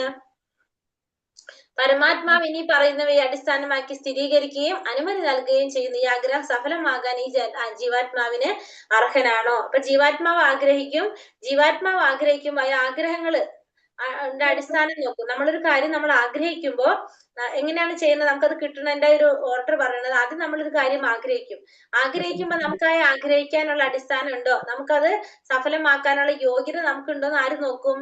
പരമാത്മാവ് നോക്കും. നമുക്ക് അതിനുള്ള യോഗ്യത ഉണ്ട്, അർഹത ഉണ്ടെങ്കിൽ അത് ആർക്ക് കൊടുക്കും? ഈ പറഞ്ഞ ഭൗതിക പ്രകൃതിയുടെ ത്രിഗുണങ്ങൾക്ക് കൊടുക്കും. പരമാത്മാവിന്റെ കൽപ്പന ലഭിച്ചതിന് ശേഷം ഭൗതിക പ്രകൃതി ത്രിഗുണങ്ങളാൽ ജീവാത്മാവിന്റെ ആഗ്രഹം നിറവേറ്റും. ജീവാത്മാവിന്റെ ഈ ആഗ്രഹങ്ങളെ ആദ്യം പരമാത്മാവ് നോക്കും. ഇത് കൊടുക്കാനുള്ള അർഹത അവനുണ്ടോ, യോഗ്യത ഉണ്ടോ നോക്കും. ഉണ്ടെന്ന് തോന്നിക്കഴിഞ്ഞാൽ ആർക്ക് ട്രാൻസ്ഫർ ചെയ്യും? പരമാത്മാവ് ഭൗതിക പ്രകൃതിക്ക്. അപ്പൊ ഈ ത്രിഗുണങ്ങൾ കൊണ്ട് ജീവാത്മാവിന്റെ ആഗ്രഹം നിറവേറ്റും. അപ്പൊ ആ കൽപ്പന ലഭിച്ചു കഴിഞ്ഞാൽ ഏത് ഗുണത്തിലനുസരിച്ചിലാണ് നമുക്കത് ചെയ്യേണ്ടത്, അതനുസരിച്ച് ജീവാത്മാവിന്റെ ആഗ്രഹം നിറവേറ്റി കൊടുക്കുന്നത് ആരാണ്? ഈ പ്രകൃതി നിറവേറ്റി കൊടുക്കും. ഭഗവാൻ പറയുന്നത് അനുസരിച്ചാണ് അവിടെ നടക്കുന്നത്. അപ്പൊ ഇത് മൂന്നാമത്തെ ഭാഗവും നമ്മൾ കഴിഞ്ഞു. നാലാമത്തെ എന്താണ്? പരമാത്മാവിൽ ശ്രദ്ധ കേന്ദ്രീകരിച്ചുള്ള മുക്തി. ഇതാണ് അടുത്തതിൽ പറഞ്ഞത്. പരമാത്മാവിൽ ശ്രദ്ധ കേന്ദ്രീകരിച്ച് മുക്തി നേടുന്നത് എങ്ങനെയാണെന്ന് പറയുന്നത്. എങ്ങനെയാണ് വേണ്ടത്? 4 കാര്യങ്ങള് ഭഗവാന്റെ ഉറപ്പിച്ച് നമുക്ക് മുക്തി മാർഗത്തിലേക്ക് പോകാൻ സാധിക്കും. ഏതൊക്കെയാണ്? തത്ബുദ്ധയ തദാത്മാന തന്നിഷ്ഠ തത്പരായണഃ ഗച്ഛന്ത്യ പുനരാവർത്തി ജ്ഞാന നിർധൂത കൽമഷ. ബുദ്ധി, മനസ്സ്, വിശ്വാസം, ആശ്രയം. ഈ 4 കാര്യങ്ങളിൽ ആരിൽ ഉറപ്പിക്കണം? ഭഗവാന്റെ ഉറപ്പിക്കണം. അങ്ങനെ ഉറപ്പിച്ചു നിർത്തുമ്പോൾ പരിപൂർണനായ ജ്ഞാനത്താൽ സംശയങ്ങളെല്ലാം ഒഴിഞ്ഞ് മുക്തി മാർഗത്തിൽ മുന്നേറാൻ സാധിക്കും. അപ്പൊ അങ്ങനെ ഭഗവാന്റെ ഉറപ്പിച്ചു നിർത്തി കഴിഞ്ഞാൽ നമ്മുടെ സംശയങ്ങളെല്ലാം മാറി മുക്തി മാർഗത്തിൽ മുന്നേറാനായിട്ട് സാധിക്കും. അതാണ് പറയുന്നത് തത്ബുദ്ധയ തദാത്മാന തന്നിഷ്ഠ തത്പരായണ. ഈ 4 കാര്യങ്ങൾ ഭഗവാന്റെ ഉറപ്പിച്ചു നിർത്തിയാൽ നമുക്ക് പരിപൂർണ ജ്ഞാനത്തോടെ സംശയങ്ങളെല്ലാം ഒഴിഞ്ഞ് മുന്നേറാനായിട്ട് സാധിക്കും. പരമമായ തത്വത്തെ, ആ സർവോത്കൃഷ്ടമായിട്ടുള്ള തത്വത്തെ നമുക്ക് 3 രീതിയിൽ മനസ്സിലാക്കാനായിട്ട് സാധിക്കും. എങ്ങനെയാണ്? ബ്രഹ്മമായിട്ടും പരമാത്മാവായിട്ടും ഭഗവാനായിട്ടും, അങ്ങനെ 3 ഭാവത്തില് നമുക്ക് ആ പരമതത്വത്തെ, പരമസത്യത്തെ മനസ്സിലാക്കാൻ സാധിക്കും. ബ്രഹ്മം, പരമാത്മാ, ഭഗവാൻ. വിദ്യാ വിനയ സമ്പന്നേ ബ്രഹ്മണേ ഗവിഹസ്തിനി ശുനി ചൈവ സ്വപാകേ ച പണ്ഡിത സമദർശിനഃ. അറിവും വിനയവുമുള്ള ബ്രാഹ്മണനെയും പശുവിനെയും ആനയെയും നായയെയും നായ്മാംസം ഭക്ഷിക്കുന്ന ചണ്ടാലനെയും സമദൃഷ്ടിയോടെയാണ് യഥാർത്ഥ ജ്ഞാനമുള്ളവരായ വിനയാന്വിതരായ പണ്ഡിതർ വീക്ഷിക്കുന്നത്. ഇപ്പൊ ബ്രാഹ്മണനെ, പശുവിനെ, ആനയെ, നായയെ, നായ്മാംസം ഭക്ഷിക്കുന്ന ചണ്ടാലനെ സമദൃഷ്ടിയോടെ കാണാൻ ആർക്ക് സാധിക്കും? യഥാർത്ഥ ജ്ഞാനമുള്ള പണ്ഡിതന് സാധിക്കും. കാരണം അദ്ദേഹത്തിന് എന്തറിയാ? ഈ ശരീരം മാത്രമാണ് വ്യത്യാസമായിട്ടുള്ളത്. അതിലെല്ലാത്തിലും ഇരിക്കുന്നത് ആരാണ്? പരമാത്മാവാണ്. പരമാത്മാവിന്റെ അംശമായിട്ടുള്ള ജീവാത്മാവാണെന്നുള്ളത് ആർക്കറിയാം? ആ യഥാർത്ഥ പണ്ഡിതൻ അറിയാനായിട്ട് സാധിക്കും. ശാരീരികമായ വ്യത്യാസങ്ങളെ നമ്മുടെ ദൃഷ്ടിയിൽ മാത്രമേ കാണുന്നുള്ളൂ. അതല്ലാതെ അതില്ല, അത് നിരർത്ഥകമായിട്ടുള്ളതാണെന്ന് പണ്ഡിതൻ അറിയാനായിട്ട് സാധിക്കും. മാത്രമല്ല പരമാത്മാവെന്ന സമ്പൂർണ്ണ അംശത്താൽ ജീവാത്മാക്കളുടെയും ഹൃദയത്തിൽ കുടികൊള്ളുന്നതെന്ന് ബോധിച്ചത് കൊണ്ടും ഭഗവാനുമായി അവർക്ക് ബന്ധമുള്ളത് കൊണ്ടുമാണ് ഇങ്ങനെയൊക്കെ വരുന്നതെന്നും ആർക്കറിയാം? ആ പണ്ഡിതൻ അറിയാനായിട്ട് സാധിക്കും. ഇഹൈവാതൈർജിതാ സർഗോ യേഷാം സാമ്യേ സ്ഥിതം മനഃ നിർദോഷം ഹി സമം ബ്രഹ്മ തസ്മാത് ബ്രഹ്മണി തേ സ്ഥിത. ആരുടെ മനസ്സ് സമഭാവനയിൽ ഉറച്ചു നിൽക്കുന്നുവോ അവർ ജനന മരണാവസ്ഥയെ ജയിച്ചു കഴിഞ്ഞു. അവർ ബ്രഹ്മത്തെ പോലെ ദോഷമറ്റവരാണ്. അതുകൊണ്ട് അവർ ബ്രഹ്മപദസ്ഥരാണ്. അപ്പൊ ആരുടെ മനസ്സാണോ സമഭാവനയിൽ ഉറച്ചു നിൽക്കുന്നത് അവർക്ക് എന്ത് സാധിക്കും? ഈ ജനന മരണത്തിന്റെ അവസ്ഥയെ ജയിക്കാനായിട്ട് സാധിക്കും. ബ്രഹ്മത്തെ പോലെ ദോഷമറ്റ ഇല്ലാത്തവരാണ് ആര്? ഈ പറഞ്ഞവര് മനസ്സ് സമഭാവന ഉറച്ചു നിൽക്കാൻ സാധിക്കുന്നവർക്ക്. അതുകൊണ്ട് അവർ എങ്ങനെയാണ്? ബ്രഹ്മപദസ്ഥരുമാണ്. അവർക്ക് ബ്രഹ്മപദം, പരമപദം പോകാനായിട്ട് സാധിക്കുന്നവരാണ്. മനസ്സിനെ സമഭാവനയിൽ നിർത്താൻ സാധിക്കുന്നവർക്ക്.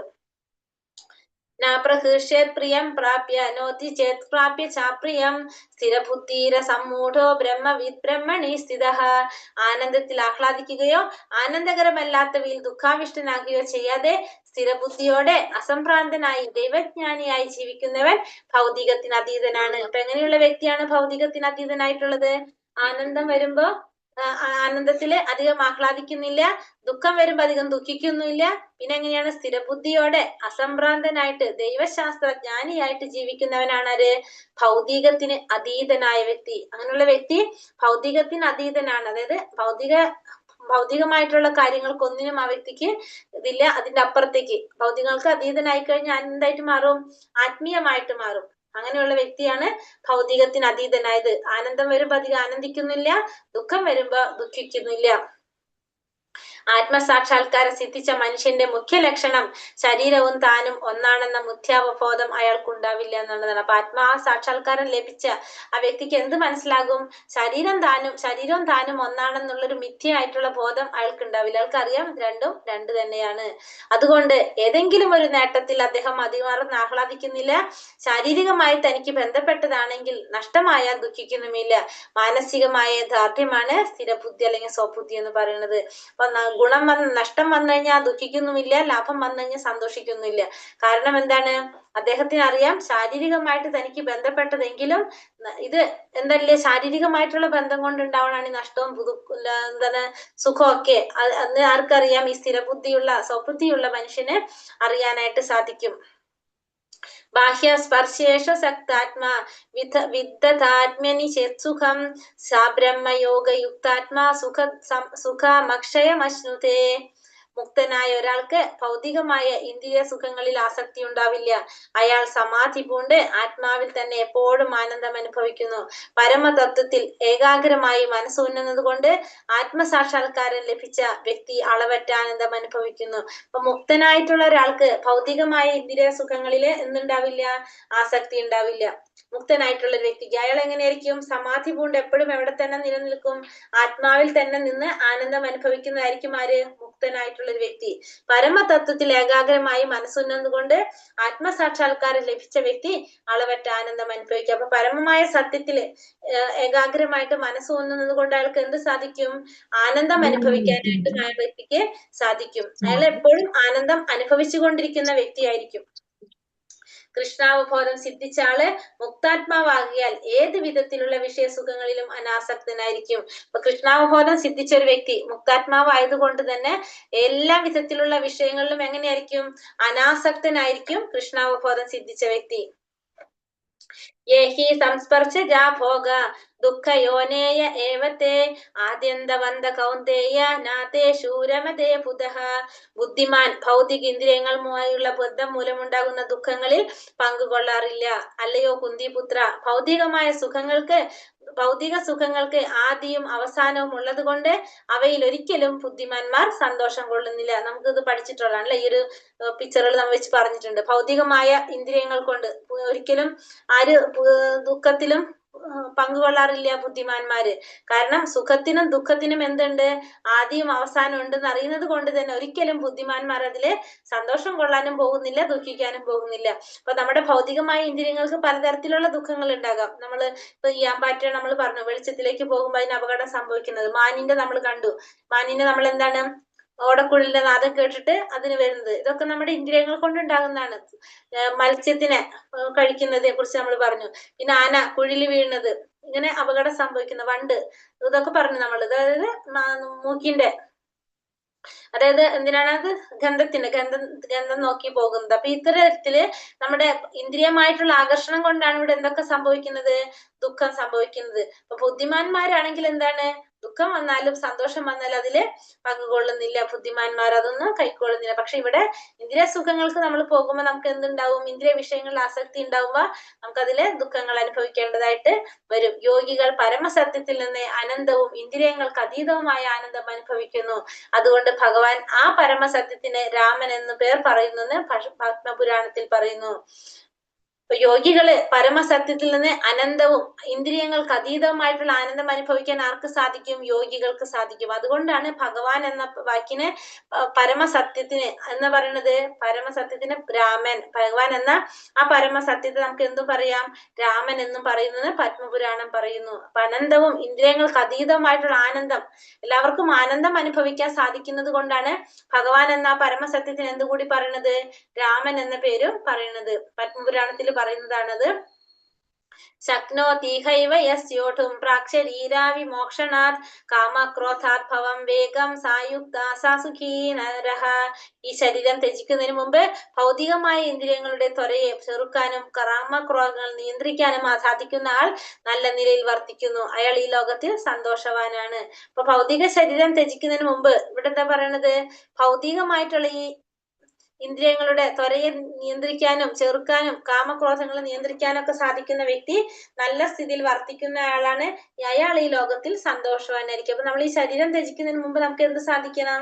നമ്മൾ ഭൗതികമായിട്ടുള്ള ഇന്ദ്രിയങ്ങളുടെ ഈ ത്വരയെ ചെറുക്കാനും കാമക്രോധങ്ങളെ നിയന്ത്രിക്കാനും ഒക്കെ സാധിച്ചു കഴിഞ്ഞാൽ ആ വ്യക്തി നല്ല രീതിയിൽ വർത്തിക്കുന്ന ഒരു വ്യക്തിയാണെന്ന് മനസ്സിലാക്കാം. അയാൾക്ക് ഈ ലോകത്തിൽ എന്ത് ലഭിക്കും? സന്തോഷവും ലഭിക്കും. വ്യത്യസ്തങ്ങളായ ഇന്ദ്രിയങ്ങളെയും മനസ്സിനെയും കീഴടക്കാൻ സാധിച്ചവൻ ഗോസ്വാമി അഥവാ സ്വാമി എന്ന് വിളിക്കപ്പെടുന്നു. അപ്പൊ നമ്മുടെ ഇന്ദ്രിയങ്ങളെയും മനസ്സിനെ നിയന്ത്രിക്കാൻ സാധിച്ച വ്യക്തിയെ നമുക്ക് എന്ത് പറയാം? ഗോസ്വാമി എന്ന് പറയാം. നമ്മുടെ ഇന്ദ്രിയങ്ങളെയും മനസ്സിനെ നിയന്ത്രിക്കാൻ സാധിച്ച വ്യക്തിയാണ് ആര്? ഗോസ്വാമി. ഗോസ്വാമികൾ ഇന്ദ്രിയങ്ങളുടെ സ്വാധീന ശക്തിക്ക് വഴങ്ങാതെ സുനിയന്ത്രിതമായ ജീവിതം നയിക്കുന്നവരാണ്. അപ്പൊ അവരൊരിക്കലും എന്ത് ചെയ്യുന്നില്ല? ഇന്ദ്രിയങ്ങളുടെ സ്വാധീനത്തിനനുസരിച്ചല്ല അവർ ജീവിക്കുന്നത്. അങ്ങനെയുള്ളവരാണ് ആര്? ഗോസ്വാമി എന്നറിയപ്പെടുന്നത്. അപ്പൊ ഗോദാസൻ എന്ന് പറഞ്ഞ വേറൊരു വാക്കും കൂടി ഉണ്ട്. ഗോദാസൻ എന്ന് വെച്ചാൽ തന്നെ ഇന്ദ്രിയങ്ങളെ നിയന്ത്രിക്കാൻ സാധിക്കാത്ത വ്യക്തിയെ നമുക്ക് എന്ത് പറയാം? ഗോദാസൻ എന്ന് പറയാം. ഒരു കൂട്ടര് ഭഗവാൻ ഇന്ദ്രിയങ്ങളെ എന്താണ് പറയുക, നിയന്ത്രിച്ച വ്യക്തിയും ഇന്ദ്രിയങ്ങളെ നിയന്ത്രിക്കാൻ സാധിക്കാത്ത വ്യക്തി. നിയന്ത്രിച്ച വ്യക്തി ഗോസ്വാമി, നിയന്ത്രിക്കാൻ സാധിക്കാത്തവൻ ആരാണ്? ഗോദാസൻ എന്നാണ് അറിയപ്പെടുന്നത്. ഇന്ദ്രിയങ്ങളുടെ പ്രേരണകൾ ഞാൻ എത്ര കാലം സഹിക്കണം? മരണം വരെ നമ്മൾ അത് സഹിക്കണം. ഇന്ദ്രിയ പ്രേരണകൾ സഹിക്കാനുള്ള ശക്തി എവിടെ നിന്ന് കിട്ടും? നമുക്ക് കൃഷ്ണാവബോധത്തിൽ നിന്ന് കിട്ടും. കൃഷ്ണ സന്തോഷവും പ്രവർത്തനങ്ങളും ലക്ഷ്യം ഉള്ളിലേക്ക് കേന്ദ്രീകരിച്ചുകൊണ്ട് നമുക്ക് എന്തിലൂടെ സാധിക്കുന്നത്? കൃഷ്ണാവബോധത്തിലൂടെ നമുക്ക് സാധിക്കും. മറ്റുള്ളവരുടെ പ്രയോജനത്തിനായി പ്രവർത്തിച്ചുകൊണ്ട് അവൻ തന്റെ ബാഹ്യ പ്രവർത്തനങ്ങളെ ശുദ്ധീകരിക്കുന്നതിൽ ഏർപ്പെടുന്നു. അപ്പൊ മറ്റുള്ളവരുടെ പ്രയോജനത്തിനായിട്ട് പ്രവർത്തിച്ചുകൊണ്ട് എന്ത് ചെയ്യാണ്? ബാഹ്യ പ്രവർത്തനങ്ങളെ ശുദ്ധീകരിക്കുന്നതിൽ ഏർപ്പെടാണ് ചെയ്യുന്നത്. അപ്പോൾ ഒരാൾക്ക് മോചനം നിശ്ചിതമാണ്. അപ്പൊ അങ്ങനെ പ്രവർത്തിക്കുമ്പോൾ നമുക്ക് എന്ത് കിട്ടും? മോചനം കിട്ടുന്നുള്ളതിന് യാതൊരു സംശയവുമില്ല. യോന്ത സുഖോന്തരാത്മാ തഥാന്തർജ്യോതിരേവയ സായോഗി ബ്രഹ്മ നിർവാണം ബ്രഹ്മഭൂതോധി ഗച്ഛതി. ഊർജസ്വലനും ആനന്ദവും സുഖവും തന്നിൽ തന്നെ കുടികൊള്ളുന്നവനുമായ ഒരാളാണ് അന്തർമുഖനായ തികഞ്ഞ യോഗി. ബ്രഹ്മനിർവാണം പൂകിയായാൽ മരണാനന്തരം പരമപദം പ്രാപിക്കും. അപ്പൊ ഇവിടെ പറഞ്ഞത് ഊർജസ്വലനായിരിക്കും, പിന്നെ അതുപോലെ തന്നെ ആനന്ദവും സുഖവും തന്നിൽ തന്നെ കുടികൊള്ളുന്നവനാണ്. പിന്നെന്താണ്? അങ്ങനെയുള്ള വ്യക്തിയാണ് ആര്? ഉത്തമനായിട്ടുള്ള യോഗി എന്ന് പറയുന്നത്. പിന്നെ അന്തർമുഖനായ തികഞ്ഞ യോഗി ബ്രഹ്മനിർവാണം പൂകിയായാൽ മരണാനന്തരം പരമപദം പ്രാപിക്കും. അപ്പൊ ബ്രഹ്മനിർവാണം പൂകിക്കഴിഞ്ഞ ആ പൂജിയായ വ്യക്തി, ആ വ്യക്തിക്ക് എന്ത് സാധിക്കും? മരണശേഷം പരമപദം പ്രാപിക്കാനായിട്ട് സാധിക്കും. ഒരു മിനിറ്റ്.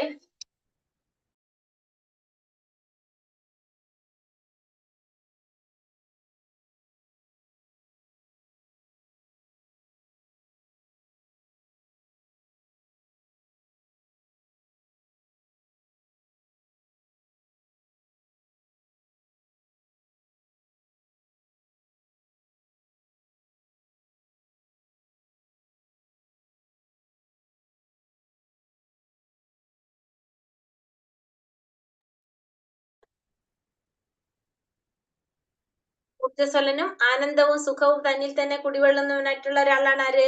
അന്തർമുഖനായിട്ടുള്ള തികഞ്ഞ യോഗി എന്ന് പറയുന്നത്. അപ്പൊ ബ്രഹ്മനിർവാണം പൂകിയ അയാൾക്ക് മരണാനന്തരം എന്ത് സാധിക്കും? പരമപദം പ്രാപിക്കാനായിട്ട് സാധിക്കും. അതായത് യോഗിക്ക് ആനന്ദവും സുഖവും എല്ലാം തന്നിൽ തന്നെ കുടികൊള്ളിട്ടുള്ള ആ യോഗിക്ക്, അന്തർമുഖനായിട്ടുള്ള യോഗിക്ക് ബ്രഹ്മനിർവാണം പൂകാനും മരണാനന്തരം പരമപദം പ്രാപിക്കാനായിട്ടും ആ വ്യക്തിക്ക് സാധിക്കും. ഇതാണ് ബ്രഹ്മഭൂതാവസ്ഥ. അതായത് ഈ നിലയിലെത്തിയ യോഗി സ്വധാമമായ ഭഗവത്ധാമം പ്രാപിക്കുമെന്ന് ഉറപ്പാണ്. അപ്പൊ ബ്രഹ്മഭൂതാവസ്ഥയിൽ എത്തിക്കഴിഞ്ഞാല്, അതായത് ആധ്യാത്മികത്തിലേക്ക് എത്തിക്കഴിഞ്ഞു, അങ്ങനെ വ്യക്തിക്ക് എന്ത് സാധിക്കും?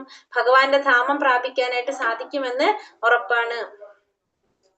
ലഭന്തേ ബ്രഹ്മ നിർവാണം ഋഷയാ ക്ഷീണ കൽമഷഃ ചിന്നദ്വൈതയതാത്മാന സർവഭൂതാഹിതേ രതഃ.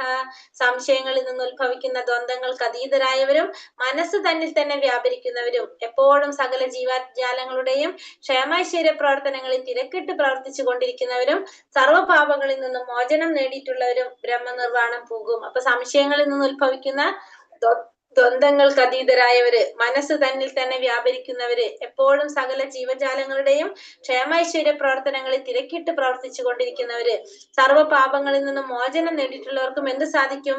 ബ്രഹ്മനിർവാണം പോകാനായിട്ട് സാധിക്കും. അപ്പൊ എന്തൊക്കെ വേണം? സംശയങ്ങളിൽ നിന്ന് ഉത്ഭവിക്കുന്ന ദ്വന്ദ്ങ്ങൾക്ക് അതീതരായവരായിരിക്കണം, മനസ്സ് തന്നിൽ തന്നെ വ്യാപരിക്കുന്നവരാണ്, സകല ജീവജാലങ്ങളുടെയും ക്ഷേമൈശ്വര്യ പ്രവർത്തനങ്ങളിൽ തിരക്കിട്ട് പ്രവർത്തിച്ചു കൊണ്ടിരിക്കുന്നവരും സർവ്വപാപങ്ങളിൽ നിന്നും മോചനം നേടിയതുമായിട്ടുള്ള വ്യക്തിക്ക് ബ്രഹ്മനിർവാണം പോകാനായിട്ട് സാധിക്കും. പരമാസ്വാദകനും പരമാധികാരിയും പരമസുഹൃത്തും കൃഷ്ണനാണെന്ന സത്യം വിസ്മരിക്കുന്നത് കൊണ്ടാണ് മനുഷ്യവർഗത്തിന് ക്ലേശങ്ങൾ അനുഭവിക്കേണ്ടി വരുന്നത്. അപ്പൊ നമുക്ക് എന്തുകൊണ്ടാണ് ക്ലേശങ്ങൾ വരുന്നത്? നമ്മൾ മറന്നു പോകുന്നു. എന്ത്? ഭഗവാൻ പരമാസ്വാദകനാണ്, പരമാധികാരിയാണ് ഭഗവാൻ, പരമസുഹൃത്താണ് ഭഗവാൻ എന്ന സത്യം മറന്നു പോകുന്നത് കൊണ്ടാണ് മനുഷ്യന് ക്ലേശങ്ങൾ അനുഭവിക്കേണ്ടതായിട്ട് വരുന്നത്. മനുഷ്യരിൽ ഈ ബോധം വീണ്ടും ഉണർത്താൻ വേണ്ടിയുള്ള പ്രവർത്തനമാണ് സർവോത്തമമായ ജനസേവനം. അപ്പൊ ഏറ്റവും വലിയ ജനക്ഷേമ പ്രവർത്തനം എന്ന് പറയുന്നത് എന്താണ്? ഇത് മനുഷ്യനെ ഓർമ്മപ്പെടുത്താം. അതാണ് സർവോത്തമമായിട്ടുള്ള ക്ഷേമ പ്രവർത്തനം എന്ന് പറയുന്നത്. കാമക്രോധവിമുക്താനാം യതീനാം യതചേതസാം അഭീതോ ബ്രഹ്മ നിർവാണം വർത്തതേ വിദിതാത്മനാം. കാമക്രോധങ്ങൾ ഒഴിഞ്ഞ് അച്ചടക്കത്തോടെ പരിപൂർണതയ്ക്ക് വേണ്ടി അനവരതം യത്നിക്കുന്ന ആത്മസാക്ഷാത്കാരം നേടിയവർക്ക് അചിരേണ പരമപദം പ്രാപിക്കും. അപ്പൊ കാമക്രോധങ്ങളെല്ലാം ഒഴിഞ്ഞ് അച്ചടക്കത്തോടെ പരിപൂർണതയ്ക്ക് വേണ്ടിയിട്ട് അനവരതം യത്നിക്കുന്ന ആത്മസാക്ഷാത്കാരം നേടിയ വ്യക്തിക്ക് എന്ത് സാധിക്കും? ആ പരമപദം പ്രാപിക്കാനായിട്ട് സാധിക്കും. അത് സുനിശ്ചിതമാണ്. ആ വ്യക്തിക്ക് കാമക്രോധങ്ങളെല്ലാം മാറി പരിപൂർണതയ്ക്ക് വേണ്ടി പ്രവർത്തിച്ചു കൊണ്ടിരിക്കുന്ന ആ വ്യക്തിക്ക് പരമപദം പ്രാപിക്കാൻ സാധിക്കും. ആത്മസാക്ഷാത്കാരം നേടിയവനായിരിക്കും. അത് പരമപദ പ്രാപ്തി ആ വ്യക്തിക്ക് എങ്ങനെയാണ്? സുനിശ്ചിതമായിരിക്കും. നോട്ടം കൊണ്ട് മാത്രമാണ് മത്സ്യം കുഞ്ഞുങ്ങളെ പോറ്റുന്നത്, ആമ ധ്യാനം കൊണ്ടും. അതുപോലെ തന്നെ കൃഷ്ണാവബോധത്തിലുള്ള ഒരു ഭക്തൻ എന്താ ചെയ്യണത്? ആ ഭക്തൻ നിരന്തരമായിട്ടുള്ള ധ്യാനത്തിലൂടെയും കൃഷ്ണാവബോധ പ്രവർത്തനങ്ങൾ ചെയ്തുകൊണ്ടും എന്താണ് ആ ധാമത്തിലേക്ക് സ്വയം ഉയരാനായിട്ട് സാധിക്കും. അപ്പൊ ഭഗവാന്റെ ധാമം വിദൂരത്തിലാണെങ്കിലും നിരന്തരമായിട്ടുള്ള ധ്യാനത്തിലൂടെയും കൃഷ്ണാവബോധ പ്രവർത്തനം കൊണ്ടും ആ ധാമത്തിലേക്ക് സ്വയം ഉയരാം. എപ്രകാരമാണോ നോട്ടം കൊണ്ട് മത്സ്യം കുഞ്ഞുങ്ങളെ പോറ്റുന്നത്, ധ്യാനത്തിലൂടെ ആമ കുഞ്ഞുങ്ങളെ പോറ്റുന്നത്, അതേപോലെ തന്നെ വിദൂരത്തിലാണെങ്കിലും ധ്യാനത്തിലൂടെയും കൃഷ്ണാവബോധ പ്രവർത്തനത്തിലൂടെയും ആ ഒരു ഭക്തന് എന്ത് സാധിക്കും? ഭഗവാന്റെ ധാമത്തിലേക്ക് ഉയരാനായിട്ട് സാധിക്കും. നാലാമത്തത് അഷ്ടാംഗ യോഗ പദ്ധതിയിലൂടെ മുക്തി നേടുന്നതിനെ കുറിച്ച് പറയാണ്. സ്പർശാൻ കൃത്വാ ബഹിർബാഹ്യാൻ ചക്ഷു ശൈവാന്തരേ ഭ്രുവോ പ്രാണാപാനൗ സമൗ കൃത്വാ നാസാ വൃന്ദരചാരിണൗ യതേന്ദ്രിയമനോ ബുദ്ധിർ മുനിർ മോക്ഷാപരായണഃ വിഗതേച്ച ഭയക്രോധാ യാസഥാ മുക്ത ഏവ സഹ. ബാഹ്യ വിഷയങ്ങളെല്ലാം നിരോധിച്ചും പുരികങ്ങൾക്കിടയിൽ ദൃഷ്ടി ഉറപ്പിച്ചും ശ്വാസോച്ഛ്വാസങ്ങളെ നാസ്വാധാരങ്ങളിൽ സമനിലയിൽ നിർത്തിയും ഇന്ദ്രിയങ്ങളെയും മനസ്സിനെയും ബുദ്ധിയെയും നിയന്ത്രിച്ച് മുക്തി ലക്ഷ്യമാക്കിയ യോഗി രാഗദ്വേഷങ്ങളിൽ നിന്നും ഭയത്തിൽ നിന്നും മോചനം നേടുന്നു. സദാ ഇതേ അവസ്ഥയിൽ പുലരുന്ന ആൾ മുക്തൻ തന്നെ. അപ്പൊ ബാഹ്യ വിഷയങ്ങളെല്ലാം നിരോധിക്കുക, ബാഹ്യ വിഷയങ്ങളെല്ലാം നിരോധിച്ച് പുരികങ്ങൾക്കിടയിൽ ദൃഷ്ടി ഉറപ്പിച്ചുകൊണ്ട് എന്താ ചെയ്യണത്? ശ്വാസോച്ഛ്വാസങ്ങളെ നാസ്വാധാരങ്ങൾക്കിടയിൽ സമനിലയിൽ നിർത്തുക. നമ്മളെ ശ്വാസത്തിനെ നമ്മൾ എന്താണ് സമനിലയിൽ നിർത്തുകയാണ്. ഇന്ദ്രിയങ്ങളെയും മനസ്സിനെയും ബുദ്ധിയെയും നിയന്ത്രിച്ച് മുക്തി ലക്ഷ്യമാക്കിയ യോഗി രാഗദ്വേഷങ്ങളിൽ നിന്നും ഭയത്തിൽ നിന്നെല്ലാം മോചനം നേടും. അപ്പൊ അയാൾക്ക് എന്ത് സാധിക്കും? മുക്തനാകാനായിട്ട്, പരമപദം പ്രാപിക്കാനായിട്ട് സാധിക്കും. ഇത് ആരെ കുറിച്ചാണ് പറയുന്നത്? അഷ്ടാംഗ യോഗിയെ കുറിച്ചാണ് പറയുന്നത്. യോഗാസിദ്ധിയിലൂടെ നമുക്ക് നമ്മൾ ആഗ്രഹിക്കുന്ന സമയത്ത് മരണം സംഭവിക്കാൻ സാധിക്കുന്നതിനെ കുറിച്ചാണത് പറയുന്നത്. യമ, നിയമ, ആസന, പ്രാണായാമം, പ്രത്യാഹാരം, ധാരണ, ധ്യാനം, സമാധി. ഇതാണ് എന്ത്? അഷ്ടാംഗ യോഗയുടെ 8 പടവുകൾ എന്ന് പറയുന്നത്. യമ, നിയമ, ആസന, പ്രാണായാമം, പ്രത്യാഹാരം, ധാരണ, ധ്യാന, സമാധി. ഇങ്ങനെ 8 വിഭാഗങ്ങളുണ്ട്. കൃഷ്ണാവബോധം ഉദിച്ച ഒരാൾ സദാ ഭക്തിപൂർവമായ സേവനത്തിൽ ഏർപ്പെട്ടുകൊണ്ടിരിക്കിയാൽ മറ്റു വിഷയങ്ങളിൽ ഇന്ദ്രിയങ്ങളെ വ്യാപരിപ്പിച്ച് അപകട സാധ്യത ഉണ്ടാക്കുന്നില്ല. അങ്ങനെ ഇന്ദ്രിയ നിയന്ത്രണോപായം എന്ന നിലയിൽ കൃഷ്ണാവബോധം അഷ്ടാംഗ യോഗത്തേക്കാൾ ശ്രേഷ്ഠമാണ്. ഇപ്പൊ കൃഷ്ണാവബോധം ഉദിച്ച ഒരു വ്യക്തി എന്താണ്? മറ്റുള്ള വിഷയങ്ങളിൽ ഇന്ദ്രിയങ്ങളെ വ്യാപരിപ്പിച്ചുകൊണ്ട് അപകട സാധ്യത ഉണ്ടാക്കാത്തത് കൊണ്ട് തന്നെ മറ്റുള്ള എന്താ പറയാ, കൃഷ്ണാവബോധം എന്ന് പറയുന്നത് അഷ്ടാംഗ യോഗത്തെക്കാൾ ശ്രേഷ്ഠമാണെന്ന് പറയാം. അതായത് കൃഷ്ണാവബോധത്തിലുള്ള ഒരു വ്യക്തി എന്താണ്? ഇന്ദ്രിയങ്ങളെ മറ്റുള്ള വിഷയങ്ങളിൽ വ്യാപരിപ്പിക്കാനുള്ള സാധ്യതയില്ല. അത് കാരണം ഭഗവാനിലേക്ക് മാത്രം, ഭഗവാന്റെ സേവനത്തിന് മാത്രമാണ് എന്ത് ഉപയോഗിക്കുന്നത്? തന്റെ ഇന്ദ്രിയങ്ങൾ ഉപയോഗിക്കുന്നത്. അപ്പൊ അതുകൊണ്ട് തന്നെ മറ്റുള്ള വിഷയങ്ങളിലേക്ക് വ്യാപരിപ്പിക്കുന്നില്ല. ഇന്ദ്രിയങ്ങളെ വ്യാപരിപ്പിക്കാത്തത് കൊണ്ട് കൃഷ്ണാവബോധം എന്ന് പറയുന്നത് അഷ്ടാംഗ യോഗയേക്കാൾ ശ്രേഷ്ഠമാണ്. അടുത്തത് വിമോചനത്തിന്റെ വേദിയില് സമാധാനം. ഭോക്താരാം യജ്ഞ തപസാം സർവലോക മഹേശ്വരം സുഹൃതം സർവഭൂതാനാം ജ്ഞാത്വാ മാം ശാന്തി പൃച്ഛതി. യജ്ഞങ്ങളുടെയും തപസ്സുകളുടെയും ഭോക്താവും ദേവന്മാരുടെയും സർവ്വലോകങ്ങളുടെയും അധിപനും എല്ലാ ജീവികളുടെയും സുഹൃത്തും അഭ്യുതകാംക്ഷിയുമാണ് താൻ എന്ന് മനസ്സിലാക്കിയ തികഞ്ഞ കൃഷ്ണാവബോധമുള്ള വ്യക്തി ഭൗതിക ക്ലേശങ്ങൾ ഒഴിഞ്ഞ് ശാന്തി നേടുന്നു. അപ്പൊ എല്ലാ യജ്ഞങ്ങളുടെയും തപസ്സുകളുടെയും ഭോക്താവാണ്, ബ്രാഹ്മണന്മാരുടെയും സർവ്വലോകങ്ങളുടെയും അധിപനാണ്, എല്ലാ ജീവികളുടെയും സുഹൃത്തും പിന്നെന്താണ് അഭ്യുതകാംക്ഷിയുമാണ് ഞാൻ എന്ന് മനസ്സിലാക്കുന്ന തികഞ്ഞ കൃഷ്ണാവബോധമുള്ള വ്യക്തിക്ക് എന്ത് സാധിക്കും? ഭൗതികമായിട്ടുള്ള ക്ലേശങ്ങളെല്ലാം ഒഴിഞ്ഞ് ശാന്തി നേടാനായിട്ട് സാധിക്കും. ഇതാണ് എന്ത് ശാന്തി ശ്ലോകം എന്ന് പറഞ്ഞത്. അപ്പൊ ശാന്തി ശ്ലോകത്തിൽ പറയുന്നത് എന്താണ്? യജ്ഞങ്ങളുടെയും തപസ്സുകളുടെയും ഭോക്താവാണ് ഭഗവാൻ, ദേവന്മാരുടെയും തപസ്സുകളുടെയും അധിപനാണ് ഭഗവാൻ, എല്ലാ ജീവജാലങ്ങളുടെയും സുഹൃത്തും അഭ്യുതകാംക്ഷിയുമാണ് ഭഗവാൻ. ഇത് മനസ്സിലാക്കുന്ന പോകുന്നവർക്കാണ് എന്ത് സാധിക്കുന്നത്? ഭൗതിക ക്ലേശങ്ങളെല്ലാം ഒഴിഞ്ഞ് ശാന്തി നേടാനായിട്ട് സാധിക്കുന്നത്. അപ്പൊ ശാന്തി നേടാനുള്ള ഏറ്റവും ശ്രേഷ്ഠമായിട്ടുള്ള വഴിയാണ് നമുക്കിപ്പോ വിവരിച്ചു തന്നത്, ഈ ശ്ലോകത്തിലൂടെ വിവരിച്ചു തരുന്നത് അത്രയും ശ്രേഷ്ഠമായ ഒരു വഴിയാണ്. ഇതിന് നമുക്ക് എന്ത് പറയാം? ശാന്തി ശ്ലോകം എന്നാണിത് അറിയപ്പെടുന്നത്. ഹരേ കൃഷ്ണ കൃഷ്ണ കൃഷ്ണ ഹരേ ഹരേ, ഹരേ രാമ രാമ രാമ ഹരേ ഹരേ. വഞ്ചാകൽപതരൂപേശ്ച കൃപാ സിന്ധോഭ്യവ ച പതിതാനാം പാവനേഭ്യോ വൈഷ്ണവേഭ്യോ നമോ നമഃ. അനന്ത കോടി വൈഷ്ണവൃന്ദി की जय, श्रील प्रभुपाद की जय, गुरुदेव की जय, निताय गौर प्रमानंदे, हरि हरि बोल. हरे कृष्ण हरे कृष्णा। ഹരേ കൃഷ്ണ.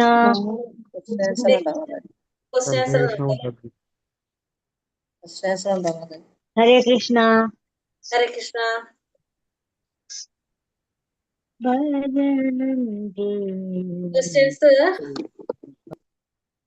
ക്വസ്റ്റ്യൻസ് ഏതാണ്? എന്തുകൊണ്ടാണ് കർമ്മത്തിൽ നിന്ന് ഒഴിഞ്ഞു നിൽക്കുന്നതോ പരിപൂർണത ജ്ഞാനത്തോടെ കർമ്മം ചെയ്യുന്നത് ശ്രേയസ്കരമെന്ന് അർജുനൻ ചോദിക്കാൻ കാരണം എന്താണ്?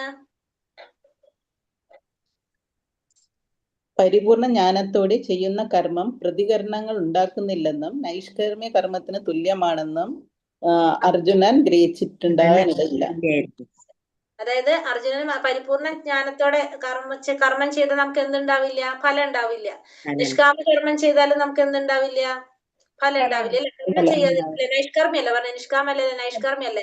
കർമ്മം ചെയ്യാതിരുന്നാലും നമുക്ക് ഫലം ഉണ്ടാവില്ല. അത് ആർക്കും മനസ്സിലായില്ല, അർജുനൻ അത് ഗ്രഹിച്ചിട്ടുണ്ടാവില്ല. അതുകൊണ്ടാണ് അർജുനൻ എങ്ങനെ ചോദിക്കുന്നത്, ഇങ്ങനെ ചോദിക്കുന്നത്. പൂർണ്ണ ജ്ഞാനത്തോടെ കർമ്മം ചെയ്യുന്നതോ ശ്രേയസ്കരമാണെന്ന് ചോദിക്കാൻ കാരണം അതാണ്. അടുത്തെന്താണ്? എങ്ങനെയുള്ള വ്യക്തിക്കാണ് കാര്യങ്ങൾ യഥാർത്ഥമായിട്ട് കാണാൻ സാധിക്കുന്നത്? ഒന്നുകൂടെ പറഞ്ഞു. ആസക്തി. ഒന്നാമത്തെ പറയുന്നത്, ഒന്നാമത്തെ പറഞ്ഞാൽ പരിപൂർണ ജ്ഞാനത്തോടെ കർമ്മം ചെയ്താലും പരിപൂർണ ജ്ഞാനത്തോടെ ചെയ്യുന്ന കർമ്മത്തിന് എന്തുണ്ടാവില്ല? പ്രതികരണങ്ങൾ ഉണ്ടാവില്ല. കാരണം എന്താണ്? നമ്മൾ ഭഗവാനെ കുറിച്ചുള്ള പരിപൂർണ ജ്ഞാനം നേടി കർമ്മം ചെയ്യുമ്പോൾ ആ കർമ്മം നമുക്ക് ഫലം മുഴുവൻ ആർക്കാണ് സമർപ്പിക്കുന്നത്? ഭഗവാനാണ് സമർപ്പിക്കുന്നത്. അപ്പൊ അതിന് നമുക്ക് ഫലം ഉണ്ടാവില്ല. അപ്പൊ അവിടെ കർമ്മം ചെയ്യുന്നതിന്റെ ഫലം ഇല്ല. പിന്നെ നൈഷ്കർമ്മ്യം എങ്ങനെയാണ്? കർമ്മം ചെയ്യാതിരുന്നാലും നമുക്ക് അവിടെ എന്തില്ല? ഫലമില്ല. അപ്പൊ രണ്ടും തുല്യമാണെന്നുള്ളത് ആർക്കും മനസ്സിലായിട്ടുണ്ടാവില്ല? അർജുനൻ. അതുകൊണ്ടാണ് അർജുനൻ ഇങ്ങനൊരു ചോദ്യം ചോദിക്കുന്നത്. എങ്ങനെയുള്ള വ്യക്തിക്ക് കാര്യങ്ങൾ യഥാർത്ഥമായി കാണാൻ സാധിക്കും? വിശകലനാധിഷ്ഠമായ പഠനം കൊണ്ട് പ്രാപിക്കുന്ന സ്ഥാനം ഭക്തിയുടെ സേവനം കൊണ്ട് നേടാം. അതുകൊണ്ട് വിശകലനാധിഷ്ഠമായ പഠനം ഭക്തിയുടെ സേവനം ഒരേ ശ്രേണിയിലാണെന്ന് മനസ്സിലാക്കുന്ന രണ്ടും ഒരേ ശ്രേണിയിലാണ്. ഭക്തിയുടെ സേവനോ ഭക്തിയോഗം അല്ലെങ്കിൽ ഭക്തിയുടെ സേവനം, പിന്നെ എന്താണ് സാഖ്യയോഗം. വിശകലനാധിഷ്ഠിതമായ പഠനം എന്ന് പറയുന്നത് സാഖ്യയോഗം. ഇത് രണ്ടും ഒരേ ശ്രേണിയിലാണെന്ന് മനസ്സിലാക്കുന്ന വ്യക്തിക്ക് കാര്യങ്ങള് യഥാർത്ഥത്തിൽ മനസ്സിലാക്കാനായിട്ട് സാധിക്കും. അപ്പൊ സാഖ്യയോഗം ഭക്തിയോഗം ഒരേപോലെ തന്നെയാണ് എന്ന് മനസ്സിലാക്കുന്ന വ്യക്തിക്ക് കാര്യങ്ങൾ യഥാർത്ഥത്തിൽ മനസ്സിലാക്കാനായിട്ട് സാധിക്കും. ആസന്നവും അനാസന്നവുമായ 5 കാര്യങ്ങൾ ഏതൊക്കെയാണ്? കർത്താവ്, കർമ്മം, അവസ്ഥ, പ്രയത്നം, ഭാഗ്യം. കർത്താവ്, അവസ്ഥ, പ്രയത്നം, ഭാഗ്യം. പ്രയത്നം വേണം, ഭാഗ്യം വേണം. പിന്നെന്താണ് പറഞ്ഞത്? പ്രധാനം എന്നാൽ എന്താണ്? ഭൗതിക പ്രകൃതിയിലെ ത്രിഗുണങ്ങളുടെ സമഗ്ര വിസ്താരമാണത്രേ ഈ പ്രപഞ്ചം. ഇതിനെ പ്രധാനം എന്ന് പറയുന്നു. ഭൗതിക പ്രകൃതിയിലെ ത്രിഗുണങ്ങളുടെ സമഗ്ര ആവിഷ്കരണത്തിന് നമുക്ക് എന്ത് പറയാം? പ്രധാന എന്ന് പറയാനായിട്ട് സാധിക്കും. അടുത്തത് ഏതാണ്? ഭഗവാൻ എന്ന പരമസത്യത്തിന് രാമൻ എന്ന പേര് പത്മപുരാണത്തിൽ പറയാൻ കാരണം എന്താണ്? പരമസത്യത്തിൽ നിന്ന് അനന്തവും ഇന്ദ്രിയാതീതമായ ആനന്ദം അനുഭവിക്കുന്നു. അതുകൊണ്ട് ഭഗവാൻ എന്ന ആ പരമസത്യത്തിന് രാമൻ എന്ന പേര് പറഞ്ഞു. അതെ, കാരണം എന്താണ്? ആനന്ദം അനുഭവിക്കാനായിട്ട് സാധിക്കുന്നുണ്ട് അല്ലെ? അപ്പൊ ആനന്ദം അനുഭവിക്കാൻ സാധിക്കുന്നത് കൊണ്ട് എന്തെന്ന് പറയാം? രാമൻ എന്ന് കൂടിയിട്ട് പറയുന്നുണ്ട് ഭഗവാന്. ഗോസ്വാമി ആരാണ്? എന്തുകൊണ്ടാ വിളിക്കുന്ന? ആരാണ്? ഇന്ദ്രിയങ്ങളെയും മനസ്സിനെയും കീഴടക്കാൻ സാധിച്ചു. ഇന്ദ്രിയങ്ങളെ മനസ്സിനെ നിയന്ത്രിക്കാൻ സാധിക്കുന്ന വ്യക്തി ഗോസ്വാമി. വേറൊരെണ്ണം കൂടി നമ്മൾ പറഞ്ഞല്ലോ, ഗോദാസൻ. കഴിയാത്ത വ്യക്തിയെ ഗോദാസൻ പറയുന്നു. മനുഷ്യവർഗത്തിന് ക്ലേശങ്ങൾ അനുഭവിക്കേണ്ടി വരുന്നത് എപ്പോഴാണ്? പരമാസ്വാദകനും പരമാധികാരിയും പരമാധികാരിയും പരമസുഹൃത്തും പരമസുഹൃത്തും കൃഷ്ണനാണ് കൃഷ്ണനാണെന്ന് സത്യം വിസ്തരിക്കുന്നതുകൊണ്ട് മനുഷ്യവർഗത്തിന് ക്ലേശങ്ങൾ അനുഭവിക്കേണ്ടി വരും. അതായത് നമ്മൾ പരമാസ്വാദകനാണ്, പരമാധികാരിയാണ്, പരമസുഹൃത്താണ് ഭഗവാൻ എന്ന സത്യം വിസ്മരിച്ചു പോകുമ്പോഴാണ് നമുക്ക് ക്ലേശങ്ങൾ അനുഭവിക്കേണ്ടി വരുന്നത്. അഷ്ടാംഗയുടെ യോഗയുടെ പടവുകൾ അതൊക്കെയാണ് യമം, നിയമം, നിയമം, ആസനം, പ്രാണായാമം, പ്രാണായാമം, പ്രത്യാഹാരം, ധ്യാനം, സമാധി. അതെ. യമ, നിയമ, ആസന, പ്രാണായാമം, പ്രത്യാഹാരം, ധാരണ, ധ്യാന, സമാധി. എന്തുകൊണ്ടാണ് കൃഷ്ണാവബോധം അഷ്ടാംഗ യോഗയേക്കാൾ ശ്രേഷ്ഠമാണെന്ന് പറയുന്നത്? കൃഷ്ണാവബോധം ഉദിച്ച ഒരാൾ സദാ ഭക്തിപൂർവമായ ജീവിതത്തിൽ ഏർപ്പെട്ടുകൊണ്ടിരിക്കാൻ മറ്റു വിഷയങ്ങളിൽ ഇന്ദ്രിയങ്ങളെ വ്യാപരിക്കുന്നില്ല. അങ്ങനെ ഇന്ദ്രിയ നിയന്ത്രണ ശ്രേഷ്ഠമാണ്. അതായത് കൃഷ്ണാവബോധത്തിൽ ഇരിക്കുന്ന ഒരു വ്യക്തി ഇന്ദ്രിയങ്ങള് ഭഗവാന്റെ സേവനത്തിന് മാത്രം ഉപയോഗിക്കുള്ളൂ, മറ്റുള്ള വിഷയങ്ങളിലേക്ക് ഇന്ദ്രിയങ്ങളെ വ്യാപരിപ്പിക്കില്ല. അങ്ങനത്തെ ഒരു അപകട സാധ്യത അവിടെ വരുന്നില്ല. അതുകൊണ്ട് തന്നെ കൃഷ്ണാവബോധം എങ്ങനെയാണ്? അഷ്ടാംഗ യോഗയേക്കാൾ ശ്രേഷ്ഠമാണ്. ഭഗവത്ഗീതയിലെ ശ്ലോകത്തിൽ പറയുന്നത് എന്താണ്? യജ്ഞങ്ങളുടെയും തപസ്സുകളുടെയും ഭോക്താവും സർവ്വലോകങ്ങളുടെ അധിപനും എല്ലാ ജീവന്മാരുടെയും സുഹൃത്തും ഭൗതിക ക്ലേശങ്ങളുടെ ശാന്തി നേടുന്നു. ശാന്തി നേടുന്നു. അതായത് ഭോക്താരാം യജ്ഞ തപസാം സർവലോക മഹേശ്വരം സുഹൃതം സർവഭൂതാനാം ഞാൻ ത്വം ശാന്തി മൃച്ഛതി. അല്ലെ, ഭോക്താവാണ്, എല്ലാത്തിന്റെ ഭോക്താവാണ്. പിന്നെന്താണ് പറയുന്നത്? ഭോക്താരാം യജ്ഞങ്ങളുടെ തപസ്സുകളുടെയും ഭോക്താവ്. പിന്നെന്താണ്? സർവ്വലോകത്തിന്റെ ദേവന്മാരുടെ എല്ലാം അധിപനാണ്. പിന്നെന്താണ് പറഞ്ഞത്? എല്ലാത്തിന്റെയും സുഹൃത്താണ്, അഭ്യുതകാംക്ഷിയാണ് ഭഗവാൻ. ഇത് മനസ്സിലാക്കിയ വ്യക്തിക്ക് എന്ത് സാധിക്കും? ഭൗതികമായ ക്ലേശങ്ങളൊഴിഞ്ഞ് ശാന്തി നേടാനായിട്ട് സാധിക്കും. ഹരേ കൃഷ്ണ പറഞ്ഞതിൽ